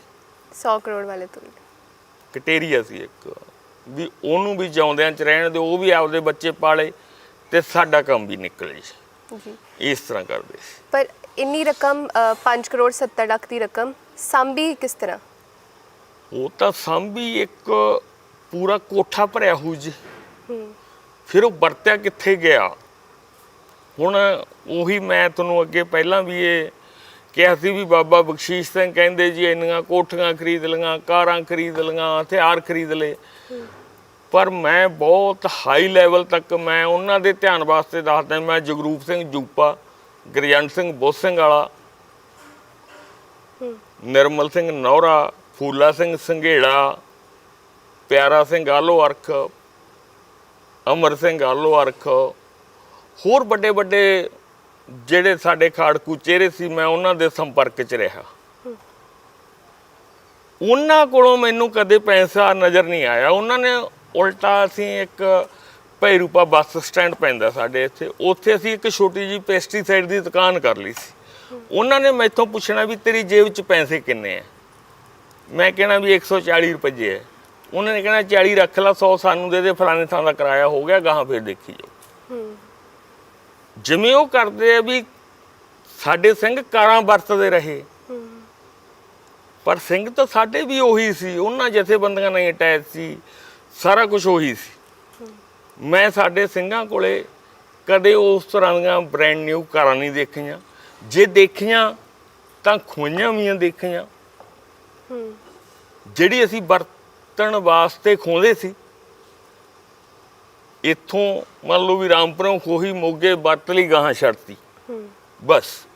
ਸਾਡਾ ਕਾਰਨਾ ਮਤਲਬ ਇੱਥੋਂ ਤੱਕ ਹੀ ਹੁੰਦਾ ਸੀ, ਨਾ ਕਿ ਅਸੀਂ ਕਾਰਾਂ ਵਿੱਚ ਕੋਈ ਬਹੁਤ ਵਧੀਆ ਹਾਈ ਸਟੈਂਡਰਡ ਦੇ ਸਫ਼ਰ ਕਰਦੇ ਸੀ, ਜਾਂ ਸਾਡੇ ਕੋਲੇ ਪੈਸਾ ਹੀ ਜੇਬਾਂ 'ਚ ਇੰਨਾ ਹੁੰਦਾ ਸੀ ਵੀ ਜੋ ਮਰਜ਼ੀ ਕਰਕੇ ਹੋਟਲਾਂ 'ਚ ਰੱਜੇ, ਕੋਠੀਆਂ 'ਚ ਰੱਜੇ, ਜਿੱਥੇ ਮਰਜ਼ੀ ਰੱਜੇ। ਮੇਰੇ ਧਿਆਨ 'ਚ 6.5 ਸਾਲਾਂ ਦੇ ਪੀਰੀਅਡ 'ਚ ਇਹ ਕੁਛ ਕਦੇ ਨਹੀਂ ਆਇਆ ਵੀ ਸਾਡੇ ਸਿੰਘ ਕੋਠੀਆਂ 'ਚ ਰਹਿੰਦੇ ਆ ਜਾਂ ਸਾਡੇ ਸਿੰਘ ਕਾਰਾਂ 'ਤੇ ਰਹਿੰਦੇ ਆ। ਤੇ ਜੇ 5 ਕਰੋੜ 70 ਲੱਖ ਵਾਲੇ ਦੇ ਹਿਸਾਬ ਕਿਤਾਬ ਨਾਲ ਆਪਾਂ ਲਾਜੇ ਜਗਾੜ ਵੀ ਆਪਣੇ ਚੰਗੇ ਸ਼ਹਿਰ 'ਚ ਉਦੋਂ 5 ਲੱਖ ਦੀ ਕੋਠੀ ਮਿਲ ਜਾਂਦੀ ਸੀ, ਤੇ ਮਰੂਤੀ ਕਾਰ ਸੀ ਉਹ ਲੱਖ ਰੁਪਏ ਦੀ ਮਿਲ ਜਾਂਦੀ ਸੀ। ਉਹ ਤਾਂ ਫਿਰ ਬਹੁਤ ਕੋਠੀਆਂ ਤੇ ਬਹੁਤ ਕਾਰਾਂ ਖਰੀਦੀਆਂ ਜਾਂਦੀਆਂ। ਫਿਰ ਜਿਹੜੀ ਇੱਧਰੋਂ ਅਸੀਂ ਫਰੌਤੀ ਲੈਂਦੇ, ਕਿਸੇ ਨੂੰ ਚੱਕ ਕੇ ਪੈਸੇ ਲੈਂਦੇ, ਵੱਖ-ਵੱਖ ਵਸੀਲਿਆਂ ਨਾਲ ਯਾਨੀ ਅਸੀਂ ਪੈਸੇ ਜਟਾਉਂਦੇ। ਫਿਰ ਉਹਨਾਂ ਦੀ ਸਾਨੂੰ ਕੀ ਲੋੜ ਪੈ ਗਈ ਜਦੋਂ ਸਾਡੇ ਕੋਲੇ 5 ਕਰੋੜ 70 ਲੱਖ ਸੀਗਾ। ਜੀ ਠੀਕ ਹੈ ਨਾ ਜੀ, ਵੀ ਸਾਨੂੰ ਇਹ ਨਜ਼ਰ ਨਹੀਂ ਕਿਤੇ ਆਇਆ ਵੀ ਸਾਡੇ ਸਿੰਘਾਂ ਕੋਲੇ ਪੈਸੇ ਕਿਤੇ ਆਮ ਹੈ। ਆਮ ਉਦੋਂ ਹੀ ਹੁੰਦੇ ਸੀ ਜਦੋਂ ਅਸੀਂ ਕਿਤੋਂ ਕਿਸੇ ਬੰਦੇ ਨੂੰ ਅਗਵਾ ਕੀਤਾ, ਉਹਦੇ ਬਦਲੇ 'ਚ ਅਸੀਂ ਪੈਸੇ ਲਏ, ਉਹ ਵੀ ਗਾਹਾਂ ਨਾਲ ਦੀ ਨਾਲ ਵਰਤ ਦੇਣੇ ਆ, ਸਾਡੇ ਕੋਲੇ ਰਹਿਣਾ ਉਹਦੇ 'ਚ ਕੁਛ ਨਹੀਂ। ਮੈਂ ਇਹ ਗੱਲ ਦਾਅਵੇ ਨਾਲ ਕਹਿ ਸਕਦਾ, ਮੈਂ ਨਾਂ ਵੀ ਲੈ ਸਕਦਾ, ਪਿਆਰਾ ਸਿੰਘ ਆਲੋ ਅਰਕਾ, ਗੁਰਪਾਲ ਰੰਘੇੜੀ ਹੈ, ਅਮਰ ਆਲੋ ਅਰਕਾ, ਹੋਰ ਕਿੰਨੇ ਹੀ ਨਾਮ ਮੈਂ ਲੈ ਦਿਆਂ ਜਿਹੜੇ ਮੇਰੇ ਹੁਣ ਜਿਹਨ 'ਚੋਂ ਨਿਕਲ ਵੀ ਚੁੱਕੇ ਆ। ਉਹਨਾਂ ਨੇ ਮੈਥੋਂ ਇੱਕੋ ਗੱਲ ਪੁੱਛਣੀ ਵੀ ਜੇਬ 'ਚ ਪੈਸੇ ਕਿੰਨੇ ਆ, ਵੀ ਤੂੰ ਦੁਕਾਨ 'ਤੇ ਬੈਠਾ ਹੈ। ਤੇ ਮੇਰਾ ਖਿਆਲ ਨਹੀਂ ਵੀ ਕਿਤੇ 150 ਤੋਂ ਵੱਧ ਮੇਰੀ ਜੇਬ 'ਚੋਂ ਨਿਕਲੇ ਹੋਣੇ ਆ। ਉਹਨਾਂ ਨੇ ਕਹਿਣਾ ਵੀ ਲੈ 100 ਸਾਨੂੰ ਦੇ ਦੇ, ਅਸੀਂ ਫਲਾਣੇ ਤੱਕ ਦਾ ਕਿਰਾਇਆ ਲਾ ਲਾਂਗੇ, 50 ਤੇਰੇ ਕੋਲ ਰਹਿ ਗਏ। ਆਹ ਕੁਛ ਚੱਲਦਾ ਰਿਹਾ ਜੀ। ਤੇ ਤੁਹਾਡੇ ਉਂਗਲਾਂ ਤੇ ਵੀ ਸੋਜ ਹੈ, ਬਾਹਾਂ ਇਹ ਸਾਰੇ ਸਰੀਰ ਤੇ ਸੋਜ ਹੈ ਜੀ, ਸਾਰੇ ਕਿਤੋਂ ਨਾੜ ਨਹੀਂ ਮਿਲਦੀ। ਮੇਰਾ ਖੂਨ ਹੈ ਜਿਹੜਾ ਉਹ 16 ਤੋਂ ਉੱਪਰ ਹੀ ਰਹਿੰਦਾ ਹੈ, 19 ਤੱਕ ਜਾ ਵੜਦਾ ਹੈ। ਪਰ ਵੈਸੇ ਤਾਂ ਡਾਕਟਰ ਨੇ ਕੱਢਣਾ ਨਹੀਂ, ਮੈਨੂੰ ਕੱਢਣ ਦਾ ਵੱਡਾ ਕਾਰਨ ਇਹੀ ਲੱਗਦਾ ਵੀ ਨਾੜ ਹੀ ਨਹੀਂ ਸੀ ਹੋਣੀ, ਕੱਢਣਗੇ ਕਿੱਥੋਂ। ਆਹ ਹਾਲਾਤ ਪੈਰਾਂ ਤੇ ਵੀ ਸੋਜ ਹੈ? ਪੈਰਾਂ ਸਾਰੇ ਸਰੀਰ ਤੇ ਸੋਜ ਹੈ ਜੀ, ਪੂਰੇ ਸਰੀਰ ਤੇ ਸੋਜ। ਮਤਲਬ ਪੈਸੇ ਦੀ ਜਿਹੜੀ ਉਹ ਮੈਨੂੰ ਗੱਲ ਥੋੜੀ ਜਿਹੀ ਰੜਕੀ ਬਾਬਾ ਬਖਸ਼ੀਸ਼ ਸਿੰਘ ਵਾਲੀ, ਵੀ ਅਸੀਂ ਕੋਠੀਆਂ ਲਾਈਆਂ, ਅਸੀਂ ਪਿਸਤੌਲ ਲਏ, ਅਸੀਂ ਲੋਕਾਂ ਤੋਂ ਪਿਸਤੌਲ ਖੋਹਦੇ ਵੀ ਰਹੇ ਜੀ। ਜਿਹੜਾ ਛੋਟਾ ਹਥਿਆਰ ਸੀ ਨਾ, ਪਿਸਤੌਲ ਹੈ, ਕਾਰਬਾਈਨ ਹੈ, ਜਿੰਨਾ ਚਿਰ AK-47 ਨਹੀਂ ਸੀ ਆਈਆਂ ਉਹਨਾਂ ਚਿਰ ਅਸੀਂ ਕਾਰਬਾਈਨਾਂ ਵੀ ਖੋਹਦੇ ਰਹੇ। AK-47 ਆਉਣ ਤੋਂ ਬਾਅਦ ਵੀ ਰਿਵਾਲਵਰ ਤੇ ਪਿਸਟਲ ਦੀ ਘਾਟ ਹੀ ਰਹੀ, ਉਹ ਅਸੀਂ ਫਿਰ ਵੀ ਖੋਹਦੇ ਹੀ ਰਹੇ। ਮੈਂ ਖੁਦ ਨਹੀਂ ਜਾ ਕੇ ਖੋਹੇ, ਜਿਹੜੇ ਮੇਰੇ ਕੋਲੇ ਬੰਦੇ ਆਉਂਦੇ ਜਾਂਦੇ ਸੀ ਉਹ ਖੋਹਦੇ ਸੀ। ਮੈਂ ਆਪਦੀ ਵਡਿਆਈ ਵਾਸਤੇ ਇੱਥੋਂ ਕੁਛ ਕਹਾਂ, ਮੈਂ ਕੋਈ ਲੰਮਾ ਚੌੜਾ ਐਕਸ਼ਨ ਨਹੀਂ ਕੀਤਾ। ਮੈਂ ਪਨਾਹਗੀਰ ਰਿਹਾ, ਪਨਾਹਗੀਰ ਬਹੁਤ ਵੱਡਾ ਰਿਹਾ। ਮੈਂ ਪਾਸੇ ਪਿੰਡਾਂ 'ਚ ਵੀ ਪਨਾਹਾਂ ਬਣਾਈਆਂ। ਮੇਰੇ ਪਿੰਡ ਨੇ ਮੈਨੂੰ ਇੰਨਾ ਸਾਥ ਦਿੱਤਾ ਵੀ ਮਾਲਵੇ ਦੀ ਵੱਡੀ ਠਹਿਰ ਜਿਹੜੀ ਆ ਉਹ ਪਿੰਡ ਦੁੱਲੇ ਵਾਲਾ, ਤਹਿਸੀਲ ਫੂਲ, ਜ਼ਿਲ੍ਹਾ ਬਠਿੰਡਾ, ਉਸ ਵਕਤ ਦੇ ਖਾੜਕੂ ਸੰਘਰਸ਼ ਦੀ ਬਣੀ ਹੋਊਗੀ। ਇੱਥੋਂ ਸਪਲਾਈਆਂ ਜਾਂਦੀਆਂ ਹਰ ਤਰ੍ਹਾਂ ਦੀਆਂ, ਅਸਲਾ ਵਗੈਰਾ, ਹੋਰ ਵੱਡੇ ਅਸਲੇ ਜਿਹੜੇ ਆਉਂਦੇ, ਛੋਟੇ ਤਾਂ ਆਉਂਦੇ ਨਹੀਂ ਸੀ। ਕਹਿੰਦੇ ਕਿ ਜਿਹੜੇ ਸਿੰਘਾਂ ਨੂੰ ਤੁਸੀਂ ਰੋਟੀ ਖਵਾਉਂਦੇ ਸੀ ਘਰ, ਉਹਨਾਂ ਨੂੰ ਜਗ੍ਹਾ ਦਿੰਦੇ ਸੀ ਰਹਿਣ ਲਈ, ਰੋਟੀ ਪਾਣੀ ਖਵਾਉਂਦੇ ਸੀਗੇ, ਤੇ ਉਹਨਾਂ ਦੀ ਸੇਵਾ ਕਰਨ ਦਾ ਹੀ ਕਰਕੇ ਹੀ ਤੁਹਾਨੂੰ ਇਹ ਜ਼ੁਲਮ ਸਹਿਣਾ ਪਿਆ, ਤਾਂ ਤੁਹਾਨੂੰ ਚੱਕਿਆ ਗਿਆ? ਬਿਲਕੁਲ, ਸਿਰਫ ਸੇਵਾ ਕਰਨ ਕਰਕੇ? ਹਾਂ, ਸੇਵਾ ਕਰਨ ਕਰਕੇ, ਜਾਂ ਫਿਰ ਇੱਧਰ ਉੱਧਰ ਥੋੜਾ ਬਹੁਤਾ ਸਨੇਹਾ ਵਗੈਰਾ, ਉਦੋਂ ਕਮਿਊਨੀਕੇਸ਼ਨ ਦਾ ਤਾਂ ਕੋਈ ਪ੍ਰਬੰਧ ਹੁੰਦਾ ਨਹੀਂ ਸੀ, ਇਸ ਕਰਕੇ। ਸਿਰਫ ਇਸੇ ਕਰਕੇ ਕਿਉਂਕਿ ਤੁਸੀਂ ਗੱਲ ਕਰਦੇ ਸੀ ਆਪਸ 'ਚ? ਹਾਂ, ਇੱਕ ਦੀ ਗੱਲ ਦੂਜੇ ਤੱਕ, ਕਿਉਂ ਇਹ ਟਾਈਮ ਦਿੱਤਾ ਹੁੰਦਾ ਸੀ ਜੀ ਉਦੋਂ, ਵੀ ਮੰਨ ਲਓ ਕਹਿਤਾ ਵੀ ਤੈਨੂੰ ਮੈਂ 30 ਤਰੀਕ ਨੂੰ 10:30 ਵਜੇ ਫਲਾਣੇ ਥਾਂ ਮਿਲੂੰ। ਉੱਥੇ ਫਿਰ ਉਡੀਕਣਾ ਕਿੰਨਾ ਹੁੰਦਾ ਸੀ? 3 ਜਾਂ 4 ਮਿੰਟ। ਜੇ ਉਹ 3-4 ਮਿੰਟ ਬੰਦਾ ਨਹੀਂ ਆਉਂਦਾ, ਕਿਸੇ ਕਾਰਨ ਕਰਕੇ ਹੋਰ ਕਰਕੇ ਉਲਝ ਜਾਂਦਾ ਹੈ, ਫਿਰ ਉੱਥੇ ਉਹ ਮੂਹਰਲੇ ਬੰਦੇ ਨੇ ਰੁਕਣਾ ਨਹੀਂ ਹੁੰਦਾ ਸੀ। ਉਹ ਸ਼ੰਕਾ ਹੋ ਜਾਂਦੀ ਵੀ ਕਿਤੇ ਫੜਿਆ ਨਾ ਗਿਆ ਹੋਵੇ। ਫਿਰ ਉਹ ਬੰਦੇ ਨੂੰ ਭਾਲਣ ਵਾਸਤੇ, ਉਹ ਬੰਦਿਆਂ ਨੂੰ ਮਿਲਾਉਣ ਵਾਸਤੇ ਉੱਥੇ ਮੈਨੂੰ ਜਾਣਾ ਆਉਣਾ ਪੈਂਦਾ ਸੀ। ਮੈਂ ਜਾਂਦਾ ਆਉਂਦਾ ਸੀ ਉੱਥੇ। ਹੁਣ ਜੇਕਰ ਕੋਈ ਗੱਲਬਾਤ ਹੁੰਦੀ ਹੈ, ਖਾਲਿਸਤਾਨ ਦਾ ਨਾਰਾ ਚੱਕਿਆ ਜਾਂਦਾ ਹੈ, ਤਾਂ ਤੁਹਾਨੂੰ ਕੋਈ ਪਰੇਸ਼ਾਨ ਕਰਦਾ ਹੈ? ਕੋਈ ਫੋਨ ਕਰਕੇ, ਕੋਈ ਕਿਸ ਤਰ੍ਹਾਂ? ਨਹੀਂ ਜੀ, ਹੁਣ ਮੈਨੂੰ ਕੋਈ ਪਰੇਸ਼ਾਨ ਨਹੀਂ ਕਰਦਾ, ਕਿਉਂਕਿ ਜਿਹੜੇ ਹੁਣ ਖਾਲਿਸਤਾਨ ਦੇ ਨਾਰੇ ਚੱਕਣ ਵਾਲੇ ਹੈ, ਉਹ ਸਾਡੇ ਨਾਲ ਦੂਜੀ ਕਤਾਰ ਵਾਲੇ ਹੈ। ਜਿਹੜੇ ਸਾਡੇ ਸਾਹਮਣੇ ਖੜੇ ਆ, ਅਸੀਂ ਜਿਨ੍ਹਾਂ ਨੂੰ ਗਦਾਰ ਕਹਿ ਸਕਦੇ, ਹੁਣ ਉਹ ਨਾਰੇ ਚੱਕਦੇ ਆ। ਇਸ ਕਰਕੇ ਪੁਲਿਸ ਸਾਤੋਂ ਇਸ ਤਰ੍ਹਾਂ ਦੇ ਚੱਕਰ 'ਚ ਕਿਸੇ ਤਰ੍ਹਾਂ ਦੀ ਕੋਈ ਪੁੱਛਗਿੱਛ ਨਹੀਂ ਕਰਦੀ। ਤੁਹਾਨੂੰ ਮਤਲਬ ਕਿਸੇ ਤਰੀਕੇ ਦਾ? ਨਹੀਂ, ਬਿਲਕੁਲ ਕਿਸੇ ਤਰ੍ਹਾਂ ਦਾ ਕੋਈ ਪਰੇਸ਼ਾਨੀ ਨਹੀਂ ਦਿੱਤੀ ਜਾਂਦੀ ਪੁਲਿਸ ਵੱਲੋਂ ਸਾਨੂੰ। ਤਾਂ ਅੱਜ ਉਹਨਾਂ ਦੇ ਘਰ ਦੇ ਹਾਲਾਤ ਕੀ ਨੇ, ਕਿਸ ਔਕੜਾਂ ਤੋਂ ਗੁਜ਼ਰ ਰਹੇ ਨੇ, ਅਸੀਂ ਤੁਹਾਨੂੰ ਦਿਖਾਇਆ। ਹੋਰ ਖਬਰਾਂ ਲਈ ਦੇਖਦੇ ਰਹੋ ਡੇਲੀ ਪੋਸਟ ਪੰਜਾਬੀ। ਸਹਿਯੋਗੀ ਰਜਿੰਦਰ ਦੇ ਨਾਲ ਤੇ ਕੈਮਰਾਮੈਨ ਪਰਵਿੰਦਰ ਦੇ ਨਾਲ ਜਸਨੂਰ ਤਵਨ, ਭਦੌੜ।